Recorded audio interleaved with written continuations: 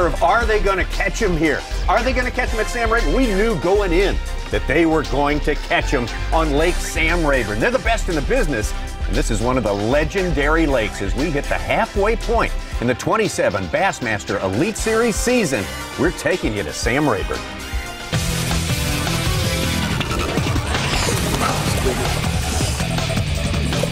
Oh, it's another big one. Get in the boat, yes. Wow! Yes. Oh, my God.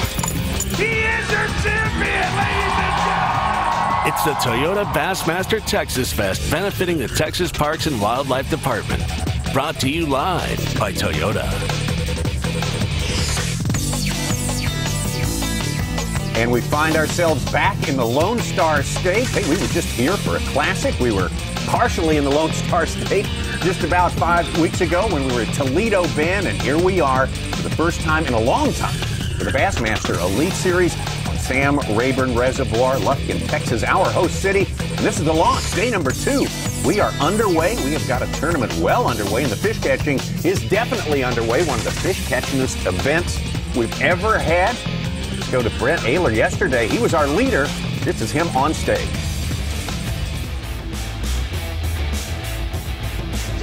Giant bass.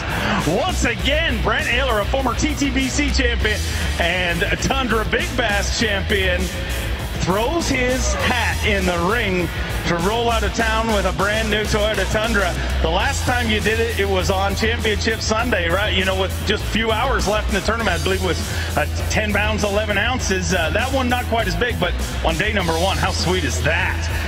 Not just that, but with 25 pounds, 6 ounces, he's your brand new leader. Not a bad way to start this event. Oh, it's a great way to start. You know, I'm truly blessed with what I have today, and fishing's been pretty good. You can catch a lot of fish. It's hard to catch a big one. And the only thing I don't like is we have 3 days left to fish. You know, anybody can go out there and catch one bigger than that. You know, it's Rayburn, it's Texas. There's a lot of big fish that live here. Every tournament we have in Texas, it seems like one close to 10 pounds wins it. So, you know, I would love to win a Tundra. I did it before in the TTBC, and I was truly blessed. I caught it on the last day. You know, Jason Christie had it going up until the last day, and I caught it that day. So, you know, hopefully he doesn't catch it on the last day here. We'll see how it works out. But right now, leading Tundra Big Bass and leading this tournament. Wow. Brent Ayler saying, just get me back to Texas. I'm the hoss in the state of Texas, the Lone Star State, as we take you to our Humminbird lay of the lake. And Davey Hyde, it's been more than a decade since the Elite Series guys were here. They may not remember much about it, but they remember how to catch them, obviously. They remember how to catch them here. It's a great lake with a lot of diversity, similar to Toledo Bend, but also different. A lot of hay grass in this lake that these fish certainly love to live around and relate to. Especially immediately post-spawn like this with high water, these fish want to stay up shallow, but there will be some guys catch them offshore deep, cranking all the way up to a foot of water in this hay grass. So it's going to be very interesting to watch the different guys and the way they approach this week. Sam Rayburn is the largest reservoir enclosed totally within the state borders of Texas, 115,000 acres roughly, surface acres of water, gets down to 80 feet deep, and was, well, the work started back in the 50s, damming the Angelina River as it flows through East Texas here, and they finally got it wrapped up, and the lake started to fill up in 1965, so not that old a lake by standards, much like Toledo Bend as far as age goes. So the bottom is going to look a little bit different than a lot of these more mature reservoirs that the anglers visit. And it's, again, a new one to us because it's been 11 years since we've been to Sam Rayburn. It would be great to get reacquainted with Rayburn one more time as we get ready for day number 2. There's our leaderboard after day number 1. Brent Ayler, a big one, 9 pound plus, just as he had at a classic, Davey. Does that necessarily portend a fall off on the second day? It doesn't, but Brent Ayler has done a great job. Our 2 biggest events of the year, both of them the Classic and now Texas Fest here on Sam Rayburn.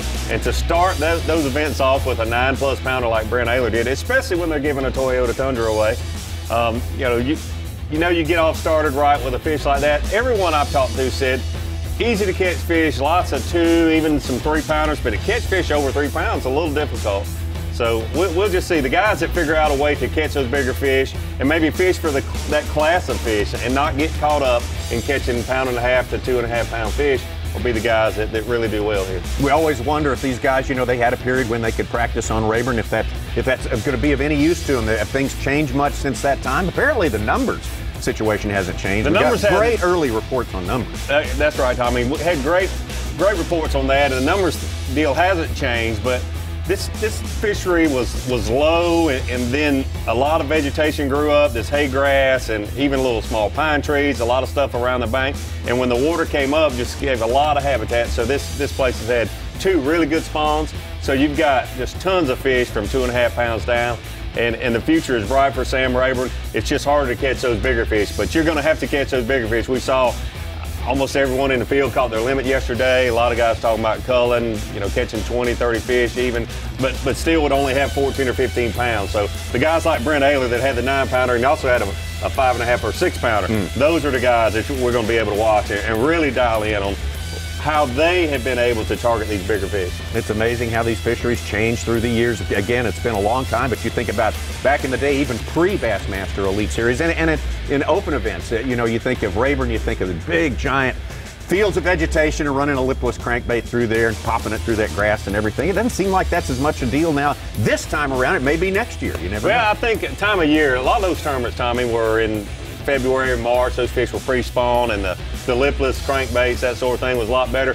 But just looking at the photo gallery from yesterday, a lot of those guys, they're up there in that shallow water throwing in the hay grass a little more than the hydrilla. But we'll see some guys. I'll be real curious to see if Brandon Polinick isn't targeting the fish on the outside edge of the vegetation. Well, we're going to try to find out. 6 hours of Bassmaster Live coming your way from the Toyota Bassmaster Texas Fest, benefiting Texas Parks and Wildlife. This is sort of the son of 2 big events, Bass Fest, which we've had for the last 3 years on the Bassmaster Elite Series, and the Toyota Texas Classic, which has always been a huge event within the state of Texas, with the world-class stars coming in and going for big purses and a big event merged together for this mid-season thing here that we do now in the season of the Bassmaster Elite Series. We're exactly halfway through it. We got 4 events behind us. We got 4 events left to go here, and we're looking for 6 hours of Bassmaster Live today. Hoping our guys get out there, get set up. We get some pictures coming in soon here, but Tommy Sanders and Davey Height, and as we say, and Such as always in here. And Such, man, we got a lot of extra stuff going on at this Oh one. my gosh. Quote of the day on day 1. Jason Christie had a hook in his thumb, and Shaw Grigsby and company pushed it through, and he's biting on a yellow rag. Quote of the day. Afterward, you could hear him just moaning in pain. I cut this finger off, and that hurt worse, he said, when the hook got pushed through. Oh my gosh! Yes. I wish we had footage of that. Maybe somebody will locate the footage like that. Bass Camp. Yeah. Ron Moore with us again. I know you've been tracking the fish catching as you always do. This is one of the catchingest deals we've ever been to. I'm probably going to leave the studio at some point today to drive down and try to fish myself at Rayburn because those guys caught them so well on day 1. But 108 out of the 109 anglers caught a limit. And I mean, we haven't probably seen the numbers as well as the size on a fishery since the Gunnersville events, since the Falcon events. It even outdoes Toledo Bend the last couple times we've gone there. So Rayburn's definitely showing out, and it's keeping pace with the predictions that 2017 is brought in store for it. The fish catchingest event since you were born, basically. Yes, yeah, probably so. Which is like, I was born like 5 years ago, I think. So I think it's more like 10. It's not so long ago anyway. All right, Ronnie will be watching that all day. Such is with us all day. We got all our staff from Bassmaster.com out there going to be blogging, taking pictures, putting up photo galleries and so forth. It's a big deal getting back to Rayburn. This is a legendary place. It is. It's like Toledo Bend. I mean, so much of tournament bass fishing was cooked up on this place. It is. And my first year fishing the Bassmaster Tournament Trail, one of the events was here on Sam Rayburn, and it was a great fishery then. It certainly is now. A lot of those events were pre-spawn or right during the spawn, and I've always wanted to fish a post-spawn tournament here, but I've never been able to. So hopefully we'll get some footage of some of these guys out. And I think as the tournament progresses, you'll see the guys that are catching those bigger fish catching them out deeper. It's so tempting not to go in and catch some fish shallow, and there were some big fish caught shallow yesterday. I'm not saying there aren't going to be some, but as the time moves on and the warm days, that sort of thing, those bigger fish I think will tend to move out, and it'll be hard to fish patient enough to go out there and maybe not get but 1 or 2 bites an hour, but hopefully they're the right ones. So we'll just see if that plays into it. And I didn't get to talk to Brandon Pollock last night, but just looking at that leaderboard, I'd be willing to bet, because he loves to kind of do his deal out deeper when some guys aren't. We've seen him do that in some tournaments before, and it'll be interesting. I hope we get some footage of him and see how he is able to maybe focus out there a little deeper than a lot of the other guys. Takes a pretty good measure of discipline to sit out there, like you say, and hope for 1 or 2 bites an hour fishing deeper when everybody's out there going through huge numbers, and who knows what's going to come with those numbers. And at Ross Burnett, the last event, I know it was Toledo Bend when Brandon Paul was in shallow catching those fish. We had the great footage of him just catching fish after fish, and I thought, we even talked about it, man, that's really good, and we love watching it on Bass Live, but guys are catching 4 and 5, and in John Murray's case, 7 and 8 pounders while you're catching those. He did catch a few fish later. It'd be really cool to see him if he's doing just the opposite here, being the patient one out there fishing for the bigger bites that he needs to be able to win this event. An automatic berth to the Classic, a Toyota truck if you catch the biggest one. A lot of good stuff going on here this week. Yeah, well, we got our guys out there, as we say today, from Bassmaster.com, going to try to fill us in on all the things. We'll get you to our guys we're covering a little bit later, as soon as we're certain we're going to be covering them. Because, again, this is like Toledo Bend. We're in a very remote place as far as infrastructure goes, as far as telephone towers and things like this that you associate with population centers around. There's not a whole lot of big population centers throughout most of this lake. We're starting, of course, from the Lufkin end, up at the top end of the lake up there, the northern end of the lake, but as is so often the case on Rayburn, I mean, the fishing is scattered all over, and of course some of the huge legendary community holes are down at that bottom. They're down there close to the dam, right? And hopefully when some guys get down there, we'll have some service. I feel like we will, but I'd love to hear Mercer talking to Keith Combs right there, because he certainly knows a lot about this fishery. If we get to hear some of that, that'd be awesome. Chris Lane had a good day yesterday. Chris Lane, who struggled so much, we had him in the studio talking to him last week. He was just passing through, Davey, on his way down there, and it was interesting to get his takes on how you deal with, and everybody's got to do it, a season where nothing has gone right yet. Yeah, it snowballs like that. I've certainly been there, and Chris struggled a little early on in his career, and people were saying Bobby Lane is the great fisherman. And then, geez, Chris got on a roll there and was winning tournaments better than anyone in the Bassmaster tournament series, between the Opens, the Elites, and the Bassmaster Classic. So he certainly has been on the highest of rolls there for some years, and just having a tough year this year. But he told us he's going to turn it around, and I could certainly see in his eyes that he's going to turn things around, and hopefully this week is the week. All right, well, we are just waiting for something to come our way in terms of live fishing signals. Again, the launch didn't start until, just about 15 minutes ago, so we got a lot of boats to get out there on the water. They got, in many cases, a long way to go before they get set up, so we don't know the final verdict of what our signals are going to be like. But if we get it all straightened out, and the sooner the better, this is going to be our Rapala 4 Live for today. We have 4 Live always on our first day of coverage on Bass Live, and it's going to be first place, Toyota Bassmaster Angler of the Year points, Jason Christie. Yeah, I'd like to talk about each of these guys, because I got to talk to him a little bit last night. Jason Christie, we've been covering him, it seems like, every event, and every night when I call him, I just didn't think I was going to catch him that good, and he keeps on catching them. Jason Christie, who snatched the lead away from this guy, Ott Depot. He did, and Ott he's been on a roll. We talk about momentum in the sport. Let's not forget, he won the tournament last year to finish up the Elite Series season, and he has carried on that momentum. Absolutely, 100% carried it on. Hank Cherry, he comes on strong this time of year, and Hank Cherry, who's done very well at the Toledo Bend, doing well here at Rayburn. He is, and when everybody thinks about Hank Cherry, they think about this guy throws a jerkbait. He's doing that this week. It'll be interesting to watch him and how he's approaching Sam Rayburn with that jerkbait. Well, for the past calendar year, who's the big bass specialist? It's this guy, right? A big bass Brent Ehlers is what we're going to call him right now. We're going to give him all the big bass nicknames, because the past calendar year, we looked at his performances, and man, at Conroe, you look back at the Angler of the Year event last year, he's the guy catching the big bass. That smallmouth, I mean, that's one of the most beautiful catches I've ever seen, the way he just tucked that big old brown fish under his arm. But in the Classic and in this Bass Fest, catching 9-pounders on day one, that's certainly the way. He's going to inherit the name Big Fish Brent Ehlers instead of Bobby Lane. Absolutely, he's going to take it away. The big bass specialist is now Brent Ehlers. He's just got to get on his horse as we take a better, closer look at our mapping of this Lake Sam Rayburn. You mentioned down south, the Twin Dykes area is traditionally where the Bassmaster events have gone out of, and a lot of good fishing there, but really good fishing from one end to the other. Needmore Point area, just straight north of the takeoff, is always a really good area. I'd be shocked if we don't have some good coverage with a few guys down on this lower end, because traditionally a lot of fish caught down there. All right, we got one of our anglers, one of our Rapala 4 live, and that is Hank Cherry, set up and going on Sam Rayburn Reservoir.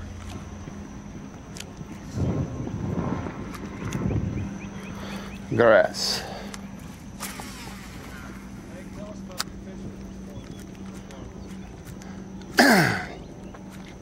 Well, just got started. I guess the wind blew all night and the water's a little chalked up, so I'm not real happy about that. But I'm really just trying to locate them right now.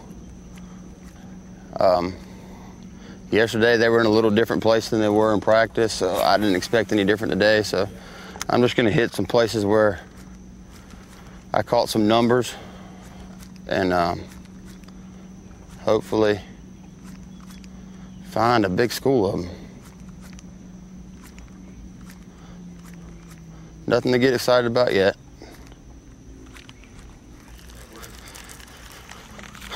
That's what they're in. Hydrilla. I think when they're cloudy though, they roam around, they don't lock up in it.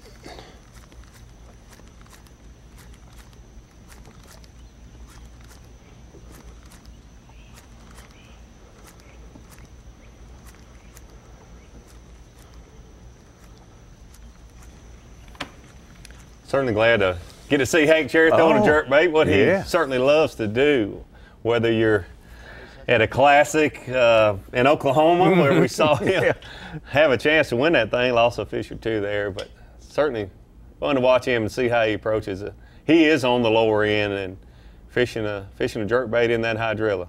Hydrilla is a wonderful thing. When we see Toledo Bend or Sam Rayburn and the grass is healthy, the hydrilla is healthy, you know that the population of fish is going to be really, really good. And he held it up, said that's what they're in right there. And you know, you get only selective samplings of interviews with anglers after that day one weigh-in, but everyone I read about said, I really don't have big pot of fish, and I'm not expecting a big pot of fish out there that I can just go and lock right into. It's like Hank was saying, you got to find them every day. You think that's pretty much true for everyone out here? I think it is, because we're kind of at several tournaments this year. We're in between the post-spawn, but the fish really haven't committed out. We had a mild winter, and some fish started spawning early, but then we had some cold mixed in throughout the country, and the time of year, the length of day, all that stuff has to do with the stage that the fish are in at any given fishery.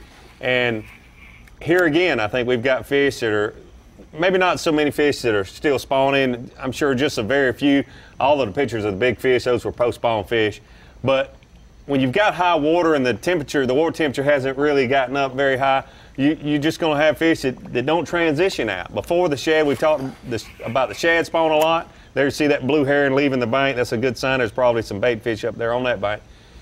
But until those shad really move out there deep, the majority of the bass population stays in the depth range that the shad are going to be in. And we just got fish that are scattered out, and that's why the big schools of fish have not been found offshore like you normally would, and maybe you would here in another week or two. We hopefully get pictures of our leader, Brent Ayler, in a little while, but his big quote from yesterday, at least in the article on Bassmaster.com, was, you know, these fish are confused. So I had to fish confused in order to catch him. Now I can't wait to get on him and find out what he meant by that.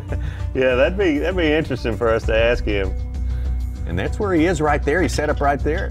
Maybe we can get a little picture of Brent Ayler here, our tournament leader there with 25 pounds and 6 ounces on day number 1. Also the leader in Big Bass, which is not a small thing here at this tournament. No, a Toyota Tundra would be not a small thing for sure. That'd be a great way to end this week, is to get the keys to a Toyota Tundra and head on to the house with it. Just an update at the top of the leaderboard. Randy Howe caught a 214 to take the lead. He's foul for now. He's nice, big one. Little guy.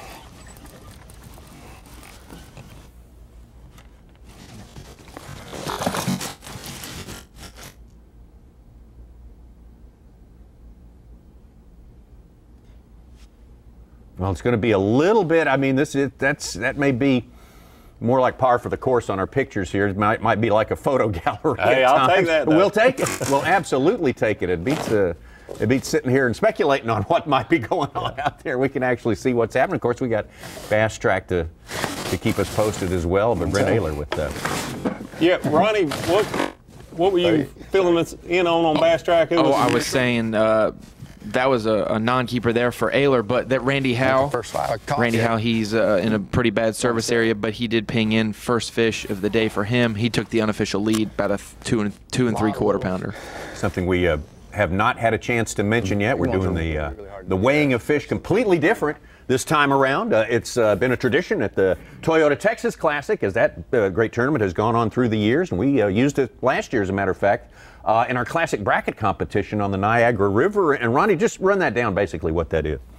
Yeah, basically these guys are weighing their fish. They obviously have to, every keeper can count, but these guys are weighing their fish, releasing them immediately, keeping fish over 21 inches in their live well, just one to bring the weigh in. Keeper.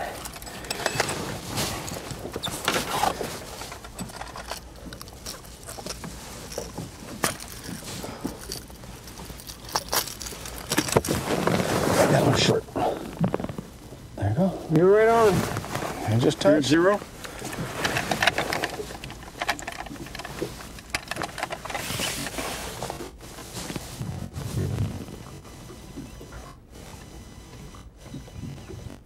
One 4? Yeah, 1 4.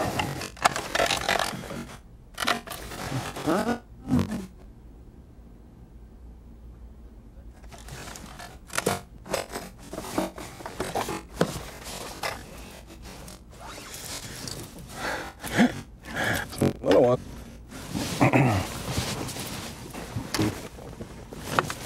All you do is just find a spot. Stand by, Brent.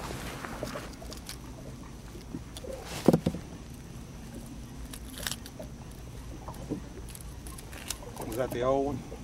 This is a good one, buddy. That's good. 1 4.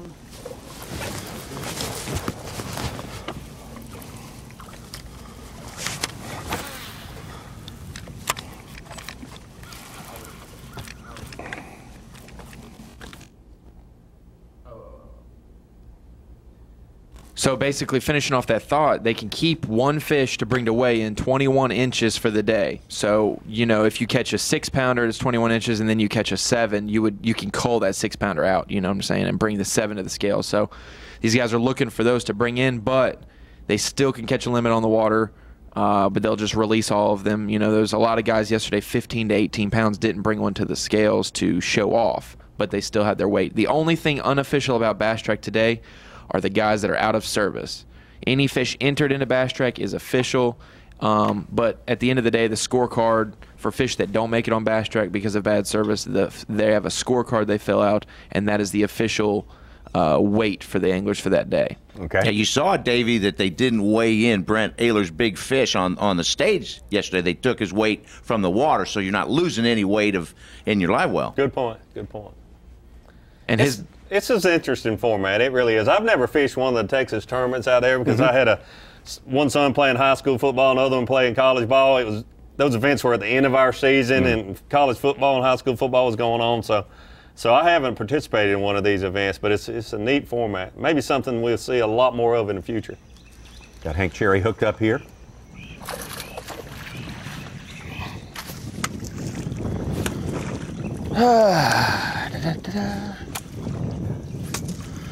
That's what happens when it's cloudy. I don't get it as good. The first lap of that jerk bait was to get the hydrilla off. The next 3 were to relieve some frustrations. I guess you're right. That's a good way to handle it, though. Yeah, sure. Davey, these are the first catches and first pictures we've had, the video of these guys from Rayburn. Let me know, buddy.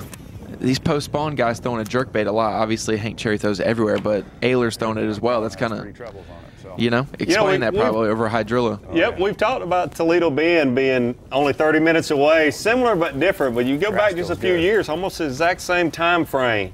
Gerald Swindle and a few guys are really catching a lot of fish on jerkbaits over this high drilling. I think it's the same transition period. These fish, they have moved away from the shoreline, that hay grass, a lot of them, but they haven't moved out to that outside edge of this high drill. They're over this high drill, and the jerkbait's just a great way to try to target these fish that are scattered over the high drill. And a little top water action too.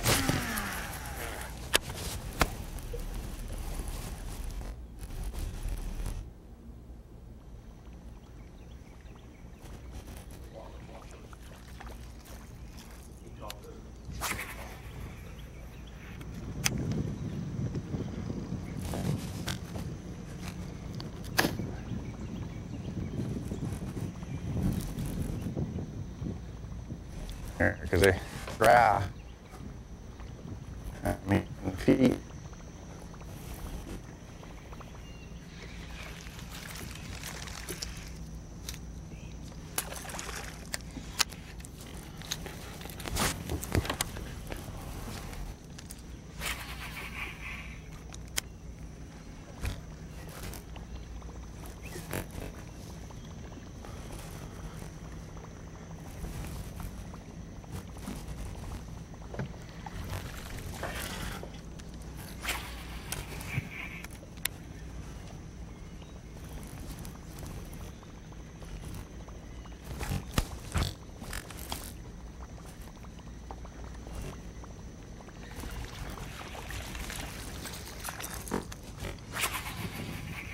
What would be the generic name for that kind of topwater bait, Davey? Have you invented one yet? Not that we need one. We know what it is, right? Right? Yeah. It's a whopper plopper style topwater bait. There you go. Yeah. Don't you think that may or may not be the actual whopper plopper? Do your Gallagher imitation. No SL whopper, no SL chopper. It's like a buzz bait and a prop bait almost all in one. You know, one that you can keep moving, but you know it's a hard body one. It's a like rotating body bait. Yes. Is that what you call it? Great sound out of that though. Oh my gosh. Oh yeah. I'm loving it. Mike was picking it up way out there. Before anybody asks, our judges are using Brecknell handheld Electro Samson digital scales. And what model is that?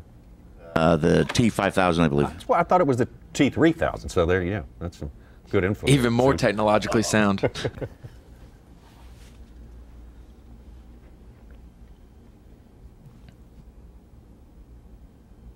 I could tell you one thing, that if Cherry gets a couple on that topwater bait, that would be fantastic footage, just like Chris Lane last year at Toledo Bend. Absolutely. Yeah, this is our first whopper plopper of the year, is it not? On camera, or no? Have we seen it before this year? I think it's the first one. I think it's the number one. And Suit, you got good ears. You notice that different sound and how it sounded. The mic was picking up on it. I think these pros get whopper plopper style baits that maybe are a little different than ones you can buy in a pack. All right. Just throwing that out there. Okay. What might they be? How I got what might be right changed? bites. Didn't, you know, yes, you. I guess. Grass. One guy jumping up the leaderboard right now is Russ Lane. His first fish of the day was a 4 3/4, and then he got a second keeper as well. Now he has 8 pounds. He's in second place right now.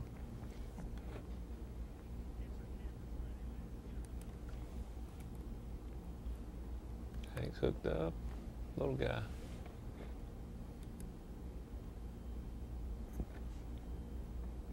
The future is bright for Sam Rayburn. That Oh my we've gosh. seen this morning.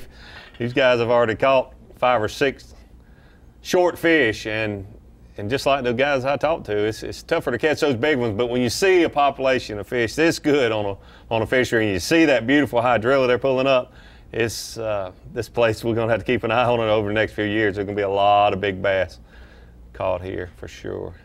You know, that year class gets big. It's going to be a spectacle for sure.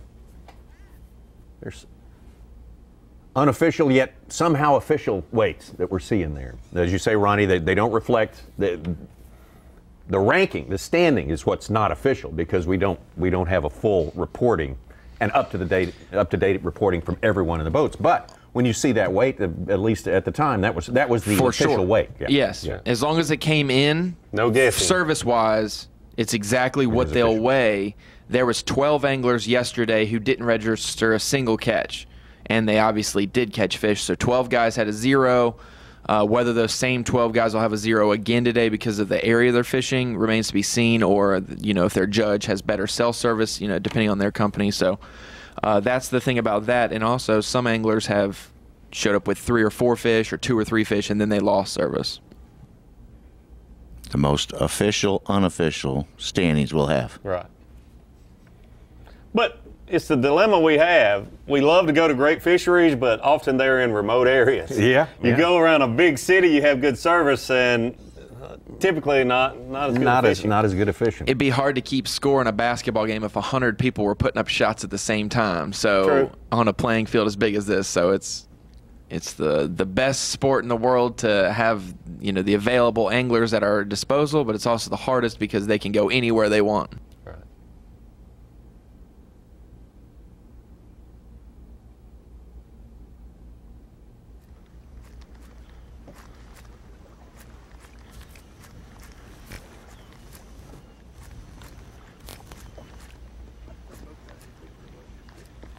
They double pictured.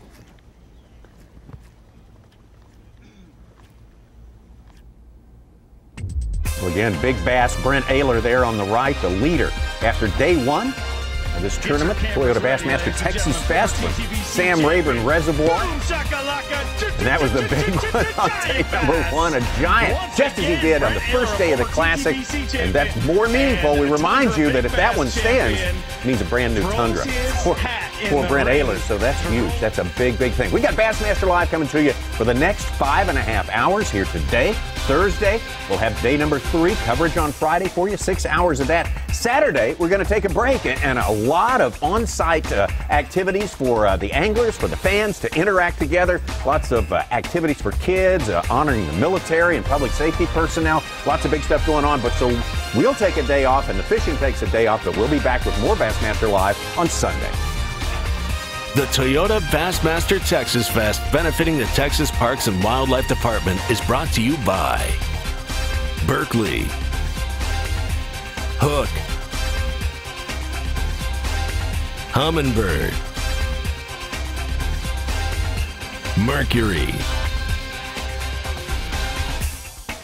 Minn Kota, and by Nitro Boats. Facts matter. All monofilament is not the same. Berkley is the strongest, smoothest, most dependable monofilament line in the world. Why would you risk your fishing trip to a line that's made who knows where just to save a buck? Berkley has been making and perfecting trilene in America for over 75 years. I spool nothing less than the best. That's Berkley trilene, and that is a fact. Champions aren't born, they're created. Every turn of the prop, every mile on the lake, every cast of the rod, every fish they catch, and every pound they weigh. It builds who they are. It builds a legacy. Now for your 2016 Bassmaster Angler of the Year! Hey, thanks, Dave. Out of office? Oh, man. Hi, this is Skeet. Skeet, out of office? Dude, don't be mad because I thought of it. What? I gotta go. I got someone on the other line. Go to teamgtfishing.com to check out my real job. We're supposed to be working! I am working! Is there a place where the underwater images are the clearest you've ever seen? We're seeing every fish, we're seeing every detail of structure, and where every bottom contour was visible, where whatever you wanted to see below the surface was real. Do you want to go? Structure Scan 3D is the future of fishing. We can show you how to find fish faster and catch fish in a way you've never experienced. Let's get them.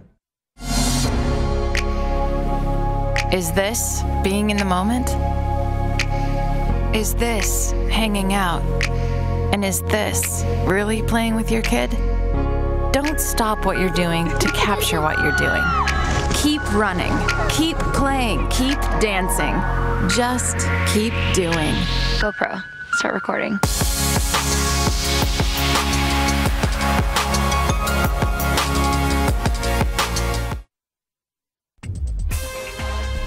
You're watching the Toyota Bassmaster Texas Fest, benefiting the Texas Parks and Wildlife Department. Being brought to you live by Toyota. Now we got the 2017, but let's take you back to when the Bassmaster Elite Series was young. As a matter of fact, only one event under its belt before this one on Sam Rayburn. That was at Amistad. Dick Monroe won that one, but we came to Sam Rayburn Reservoir back in 2006, and here's the guy, baby, that got it done, Greg Hackney. Yeah, he's doing what he loves to do. He's flipping up in this shallow water cover. He loves to flip and pitch wood. And Greg Hackney looks a little different there, but he's got the same rod and reel in his hand. Absolutely. Let's listen. I just won me $100 grand. Get you some of that. Get you some of that. Hook it up, raise it up high, and let's do this right. Greg Hackney, Elite Series champion, ladies and gentlemen. Put it together for Team Toyota's Greg Hackney.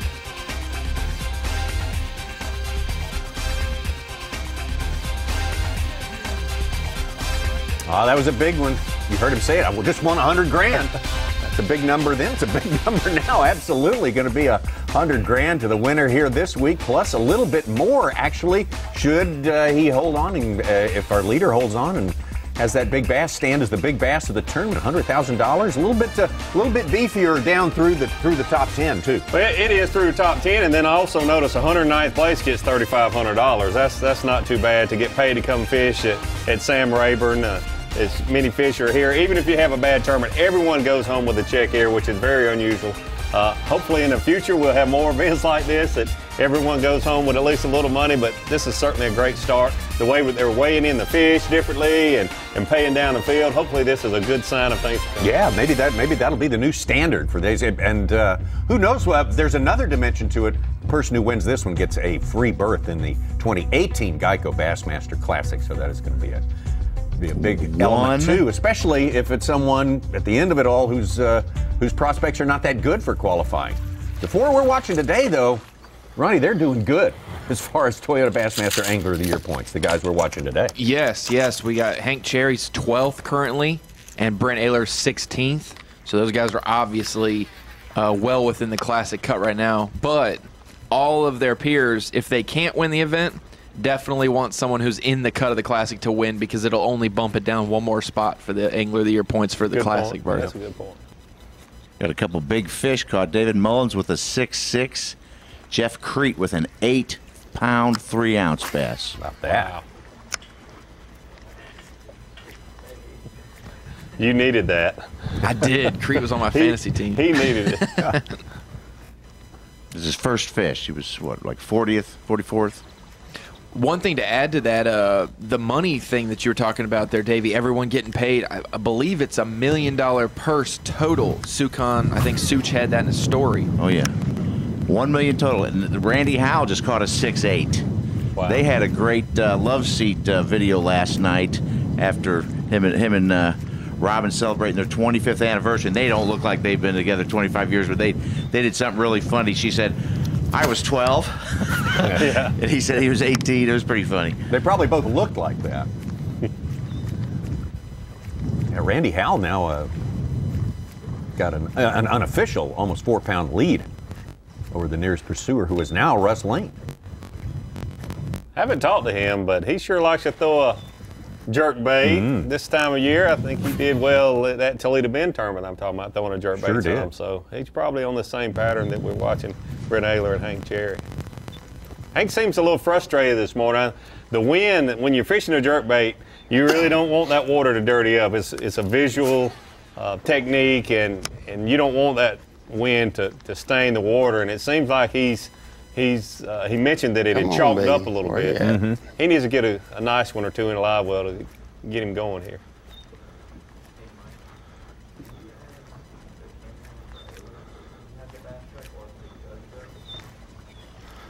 See the shad flipping.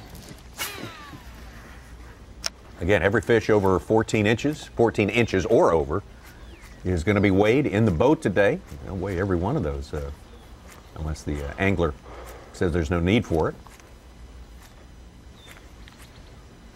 And the weight they get will go right to the bottom line as an official weight. Will be added to their official weight.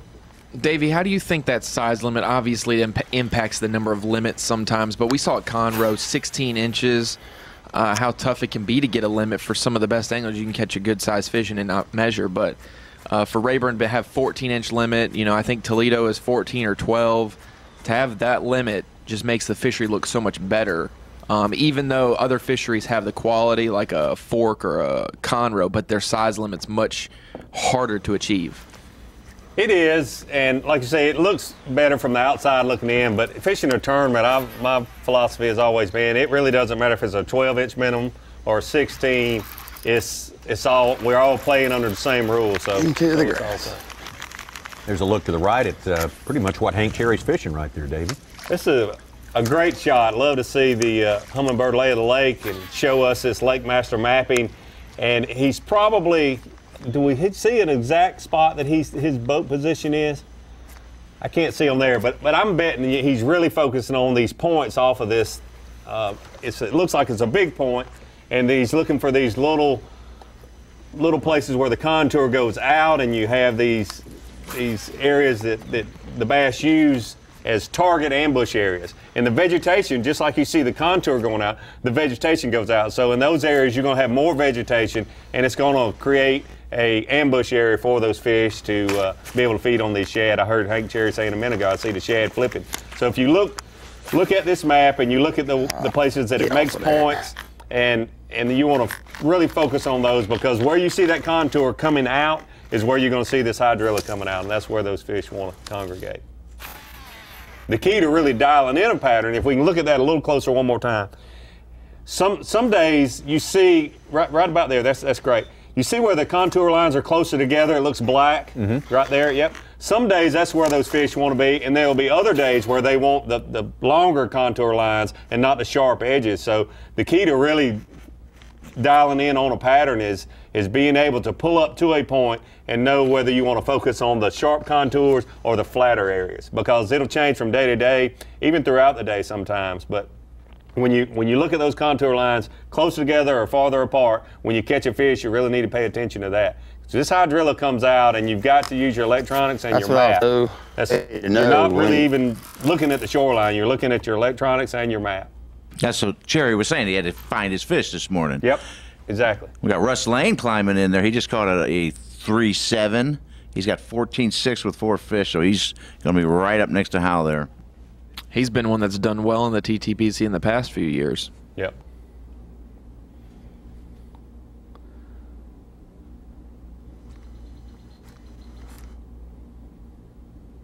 And you see these guys, Brent Ayler and Hank Cherry both, getting a lot of hydrilla on their hooks. That tells me they're fishing over the grass more so than the inside or an outside edge. And that scatters the fish. A lot. Tommy, you mentioned about these fish being so scattered. If they congregate on the inside or outside edge, they're much easier to find and to group up in big schools. But when they scatter all over the top of the grass, it's a lot harder to pinpoint these fish. Well, one of our raffle of 4 live today is the leader, Toyota Bassmaster Angler of the Year points. What a great season it has been so far for Oklahoma's Jason Christie.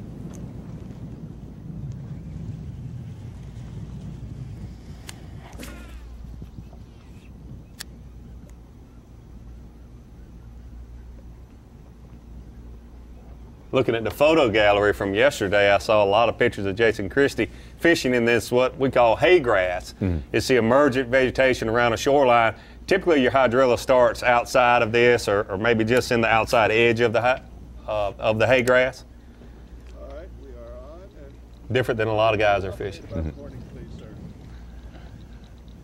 Well, we made it to the first spot, and hadn't had a bite, you know, and this is an area that I had several bites yesterday. I don't know if they're just not biting or if the wind's got them, you know, if I'm gonna have to get out of the wind. This got beat up yesterday. on cue for us here. Mm-hmm.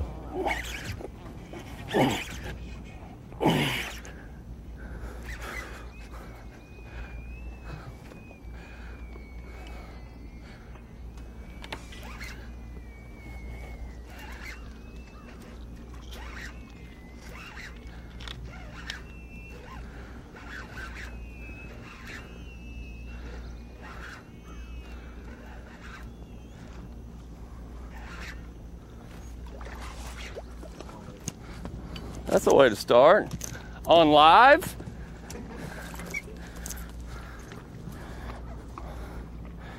I seen him coming I seen that weight coming.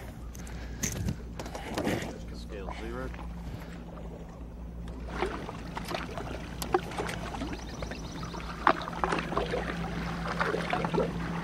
$3.9. Let's hold it up here and see if it's any different, just to make sure. I want to verify that. They said you have to hold it with 2 hands.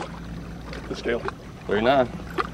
Well, we 3.9. We got in a predicament yesterday. This is a good thing about this. Let him go. We got in a predicament yesterday when the boat's moving so much, and that thing's moving, and you know, my judge figured out that you could try it both ways, and it gets more steady because of the rocking. So we'll probably try it both ways, but both ways it weighed the same.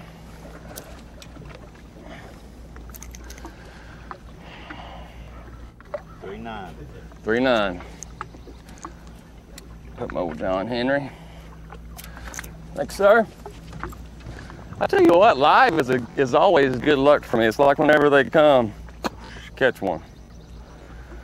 That fish tells me a lot though, because I think the wind may have pushed him on his backside. Hopefully. That's the first one I haven't been able to pull through the grass. He got in that thick stuff, and man, when that happens, it's, you know, the natural reaction is just to pull. If you get them pinned up, it's on your side. Go get them. Because if you pull, you could have that thing just barely skin hooked and rip it out. So just pin him up and go get him.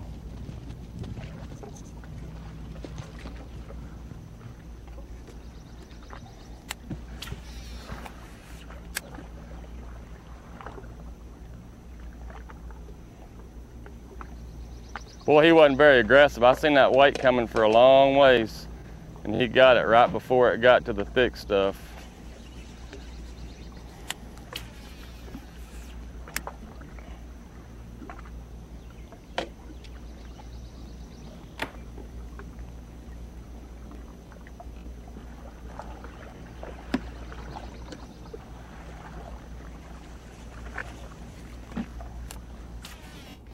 Jason Christie doing a good job of running down that catch for us and threw a little tip in there. That was great. I thought that was good stuff. That was great. He gave us a shout out that we brought him good luck. I hope he meant it.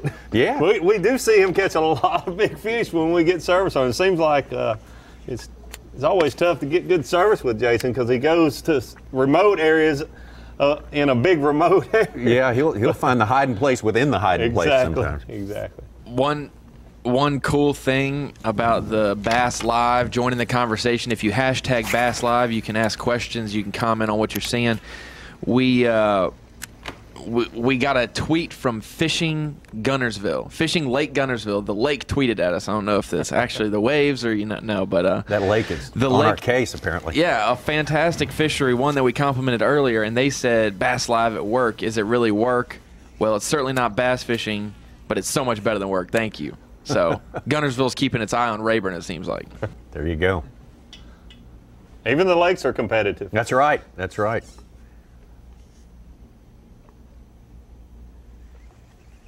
I want to reiterate a little bit.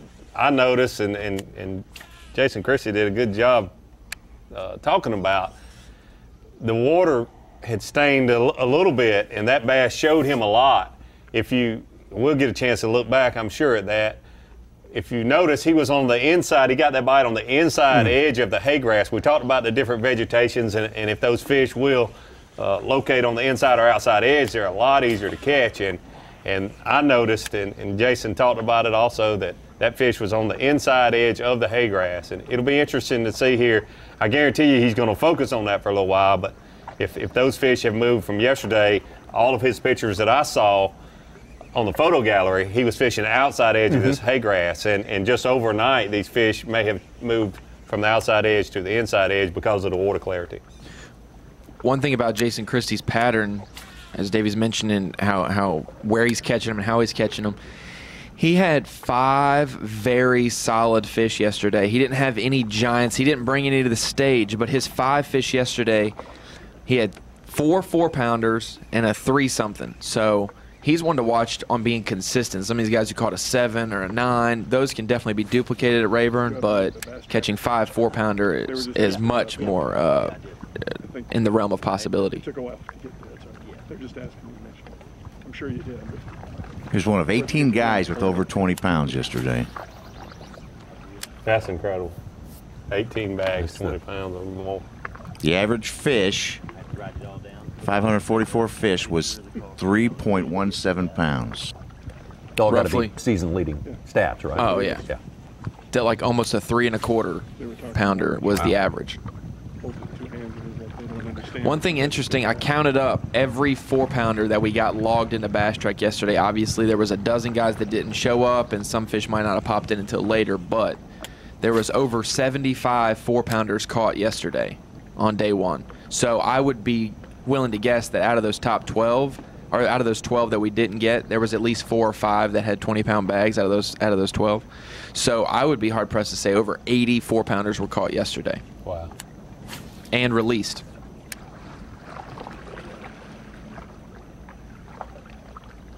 What's the length to bring one to the weigh-in? 21? 21 inches. 21, okay.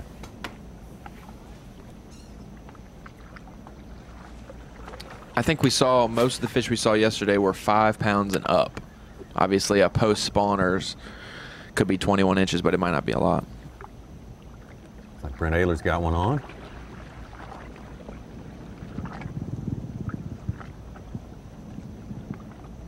Well, he is catching a lot of fish. He is, isn't and going through some numbers.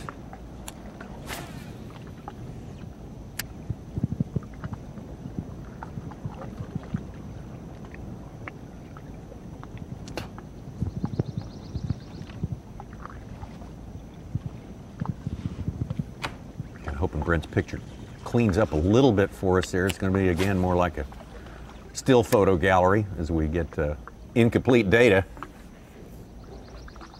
from these remote areas on Sam Rayburn.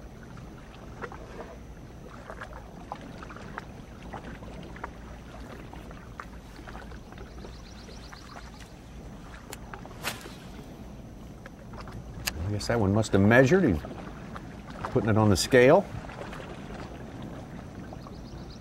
Little by little. Yeah. Climbing up the chart. I'm sure he's hoping for another 9-pounder like he caught yesterday. Yeah, that would be most handy. Yeah, Davey, he had a 9-1 and a 7-2. Wow. And then everything else he had was under 3 1/4.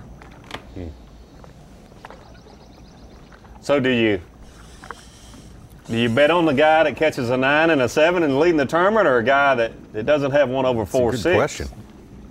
That's got over 20 pounds. It's just, I'm not worried about the day. Here, caught him yesterday, you know, I'm nervous because I got a big pool out deep. Had a little one, it's just grass. You know, just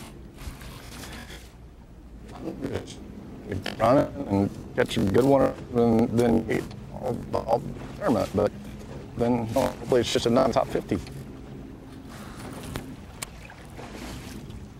Just happy. So.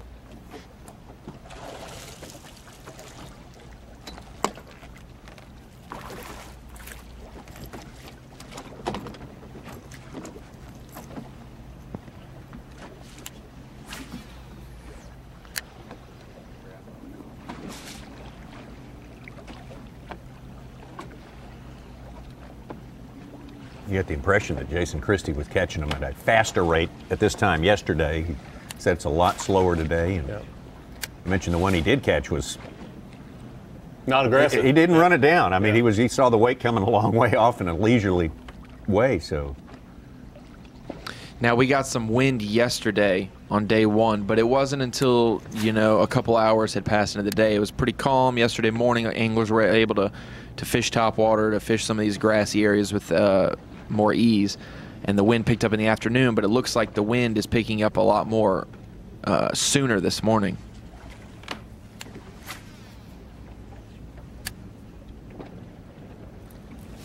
We'll get our TH Marine Weather Watch going in just a few minutes here and get that all run down for you, what the outlook is today for wind. And we see Jason Christie talking about the inside and the outside edge of the hay grass. He stuck with that inside edge just a little bit, but right back out to obviously where he made his hay yesterday on that outside edge. Hay in the barn. When you catch a quality fish like that, you got to give it a run, but you want to go back to probably how he had success in practice in his first day. But be interesting to see if he doesn't go inside and outside to try to see where these fish are positioned this morning.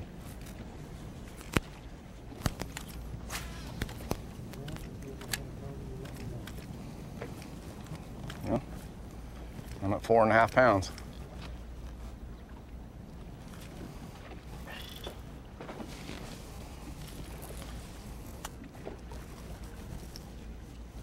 Base 4.5, correct?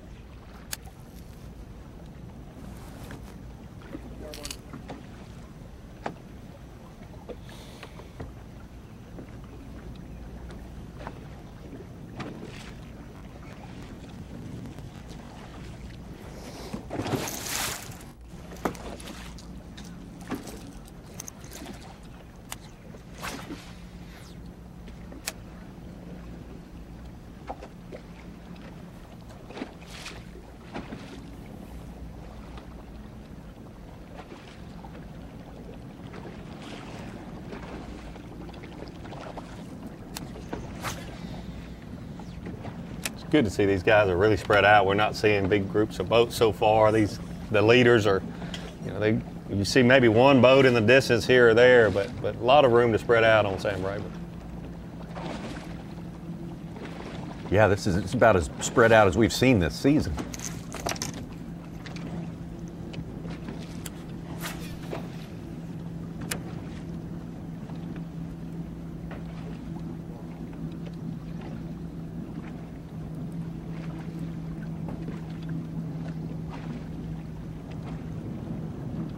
Jason Christie on the right started this day in 14th place. He's moved up a couple of spots based on that 3-pound 9-ounce keeper he's already recorded.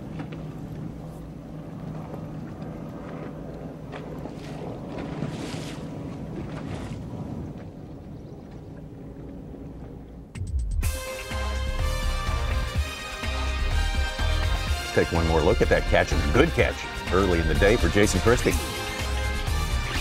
If you notice, this fish bit just on the inside edge of this. That's the way to start.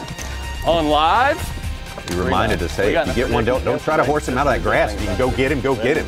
Stay tight on him and go get him. Hey, Bassmaster, we mentioned that Saturday is a big day for Bassmaster University. No fishing on Saturday on Rayburn. That's a day for the fans and the pros to kind of get together. You can meet the pros, get to talk to them. They're all so approachable. It's all coming up from the George Henderson Expo Center in Lufkin, Texas. If you are in the area, I mean, they got boat rides. Parks and Wildlife has all sorts of activities for the whole family. It's a lot of fun. If you're anywhere near East Texas, you ought to make it to Lufkin. We'll be back with more Bassmaster Live.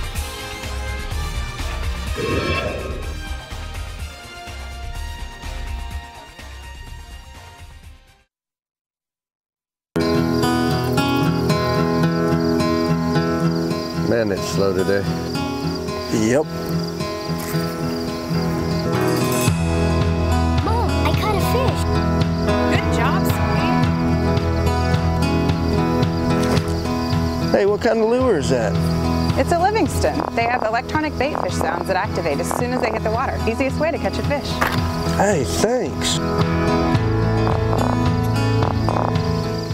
The competition is fierce and the prizes are huge. The only thing missing is you. Fantasy Fishing presented by Toyota. Sign up for free and face fans from across the nation. Grand prize winner receives a Triton Yamaha package including a Triton 189 TRX. MSRP of $37,293. The classic and each individual elite event winner will receive $2,500 Bass Pro Shops gift cards. with the runner-up receiving a GoPro Hero 4 Black camera. Sign up and pick your team today at Bassmasterfantasy.com.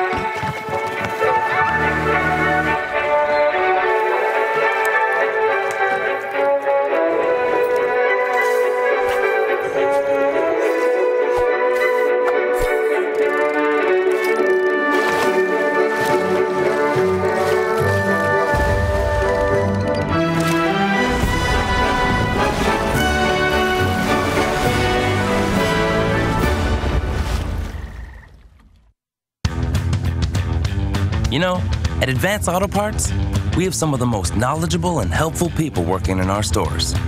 We just thought you should know. Because buying online and picking up your part at the local Advance Auto Parts store is so easy that, well, the most they may get to say to you is, "Hi, here's your part." It's a shame, really. Buy online, pick up in store in 30 minutes. Advance Auto Parts. Let's get you back on the road. You're watching the Toyota Bassmaster Texas Fest, benefiting the Texas Parks and Wildlife Department. Being brought to you live by Toyota. Watching day 2 action. Toyota Bassmaster Texas Fest from Lufkin, Texas and Sam Rayburn Reservoir. This is our TH Marine Weather Watch. We promised that to you today. Going to get up there about 87 degrees, pretty normal for this time of year in East Texas. At the low last night, about 72 degrees. Cloudier today, windier today all day long. Yesterday they had some wind, but not till later in the day. Should be pretty much a carbon copy tomorrow, maybe a little bit less cloudy, and thunderstorms expected on Sunday. So that may add to the excitement a little bit, make the plot thicken just a little bit as these guys look for one of the big wins of the year here at the halfway mark in their season. Toyota Bassmaster Texas Fest here. First time in a long time we've been to Sam Rayburn with the Bassmaster Elite Series. I mean more than a decade. Here's our parade of anglers as we take a look up the lake there in the mid-lake. Seems to be a pretty popular place, David. It really does. It typically has. You used to call this the forest, the woods, the jungle, whatever back in the day, kind of where a lot of these guys are. But typical Sam Rayburn at Toledo Bend, it's just great fishery. Anywhere you want to go, there is one area of the lake where we seem to have a group of guys that have really been catching them good right here, kind of upper end on the northwest side there. But typical Sam Rayburn guys will be spread out from end to end. And this week, I guarantee you, we're going to see guys catching from 1 foot of water all the way out to 25 feet. Farther up the lake, we pick up Rick Clunn, Texas native, who's definitely one of the legends of the sport. 4 classics to his name, and back out live to Jason Christie. Dang, I knew he was going to be there, too.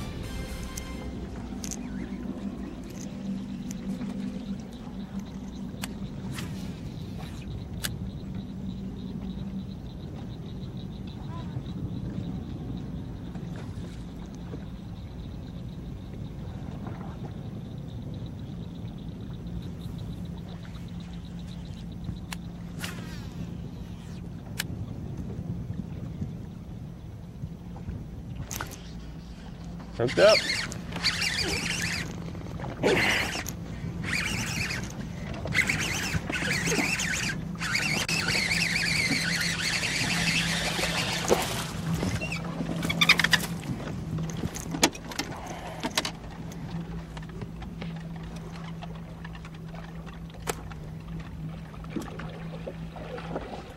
After you get a hook jerked out of your hand, you're a little more,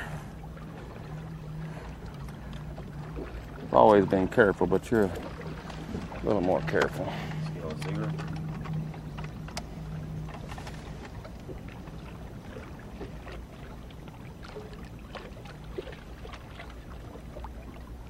$7? 2.7.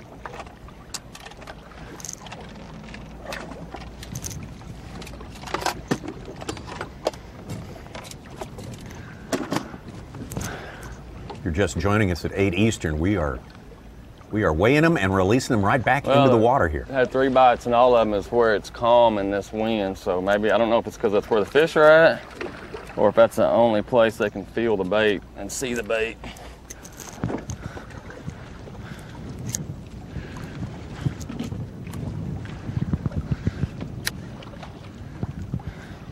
Actually, it's 9 Eastern. I don't want to make anybody late for work.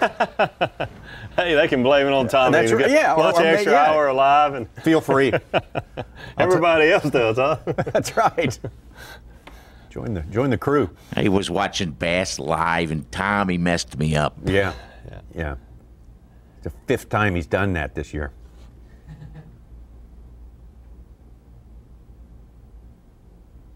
Well, the leaderboard has changed with several guys getting their limits. Russ Lane, 16.5 almost today. David Mullins, 16.11. Big bags so far, the limit. Randy Howell lurking back there, not just a pound back or 2 pounds back, with only 3 fish. So Howell's a dangerous critter at this point in day number 2. 3 nice ones.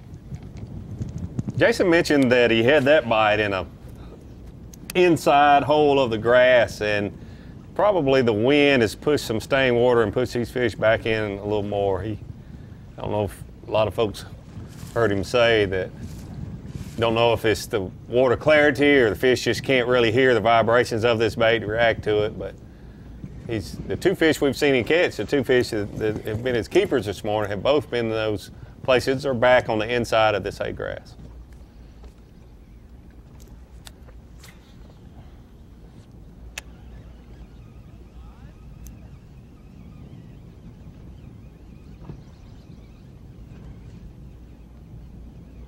Davey, we're getting some questions. Bring them on. Fans like Jason Christie, what exactly he's throwing. I know we don't know yet, but somebody's asking about the hay grass and kind of what depth is that stuff living. Okay, that's good questions. He's throwing a top order frog. I haven't been able to see it close enough. Hopefully we'll get to ask him. He flung it out of the boat real fast after he caught that big one. Normally you see him walking a frog. This bait is swimming. It's something with a swimming tail on it. But I jerked anyway.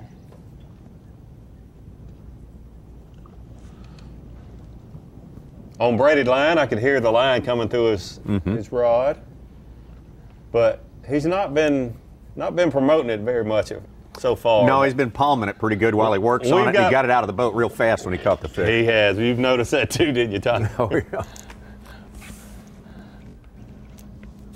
And I don't blame him. No.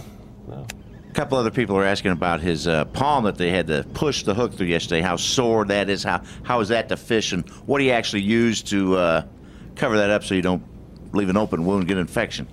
Well, I've done different things in the past. I love putting peroxide on when you get back, and I've put peroxide multiple times on a cut or a bubbling up anything and clean like it that. out, yeah. I think it helps, and then put some antibiotic on it, and I'll cover it with a bandage at night. Then the next day, unless you're going to put a big bandage on your hand, a Band-Aid just doesn't seem to stay there. I leave it open at that point usually, maybe put a little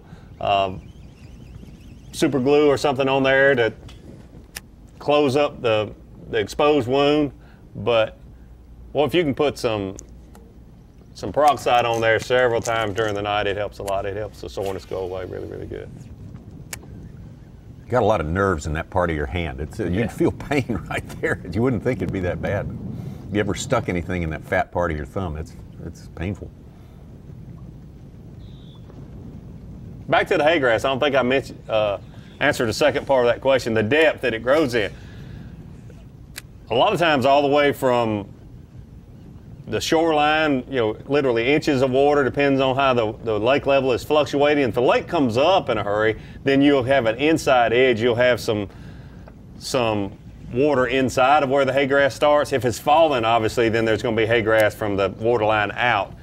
But typically the outside edge will be anywhere from 5 to 9 feet, depending on water clarity, depending on what the lake level has done recently.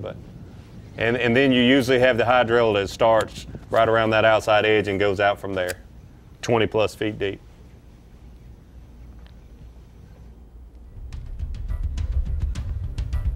But yeah, we're going to get a better look at that frog he's throwing in a little bit. Yeah, I imagine we will at some point here. Catch a couple more and we just can't avoid it.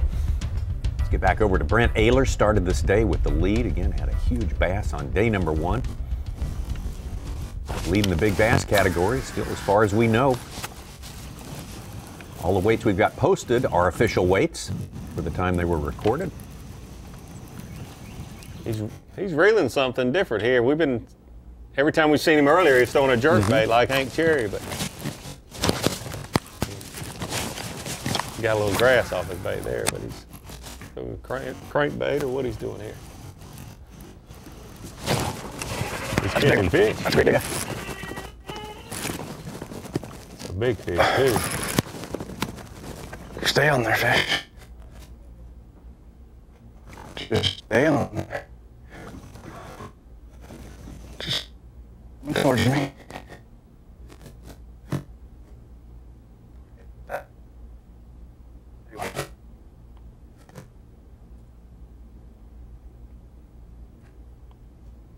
Oh, don't break up now. Don't. Oh, no. That looked like a big one. This makes it fun. Come on. Yeah.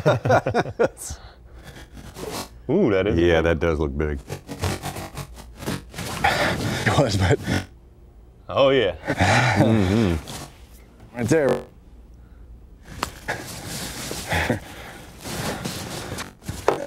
Call that weight, Dave. Well, I was just thinking, the cool thing about this format, we don't have to guess the weight, but I'm going to say 6'2".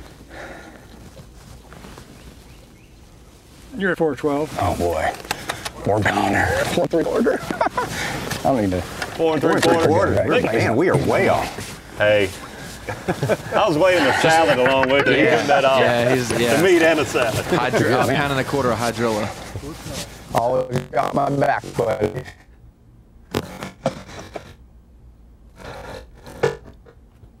Well, Brent Ayler, who was just about to fall out of the top 10 right there, making a furious comeback with a great catch there. Just under 5 pounds. It's going to be cause for celebration at one of the centers of Brent Ayler fandom. That would be the home of one Mark Zona, who's our Triton on the line guy right now. Are you ecstatic? Are you jumping up and down, Z? Tommy, I'm not going to lie. Last night when Brent Ayler took the lead, and trust me, I knew you had a little excitement yourself with your guy, Jason Christie, in our top 5. Sure. Yeah, it's like ping pong, peekaboo. Yeah, you know, I'm not going to lie. He is and always has been my spirit animal, Brent Ayler. And I'll tell you something. I actually got to talk to Ayler a little bit, and he said, you know, it was interesting listening to you guys this morning where he said, you know, the fish are confused, and it's confusing fishing going from shallow to mid-range to fishing out deep. But here's the thing.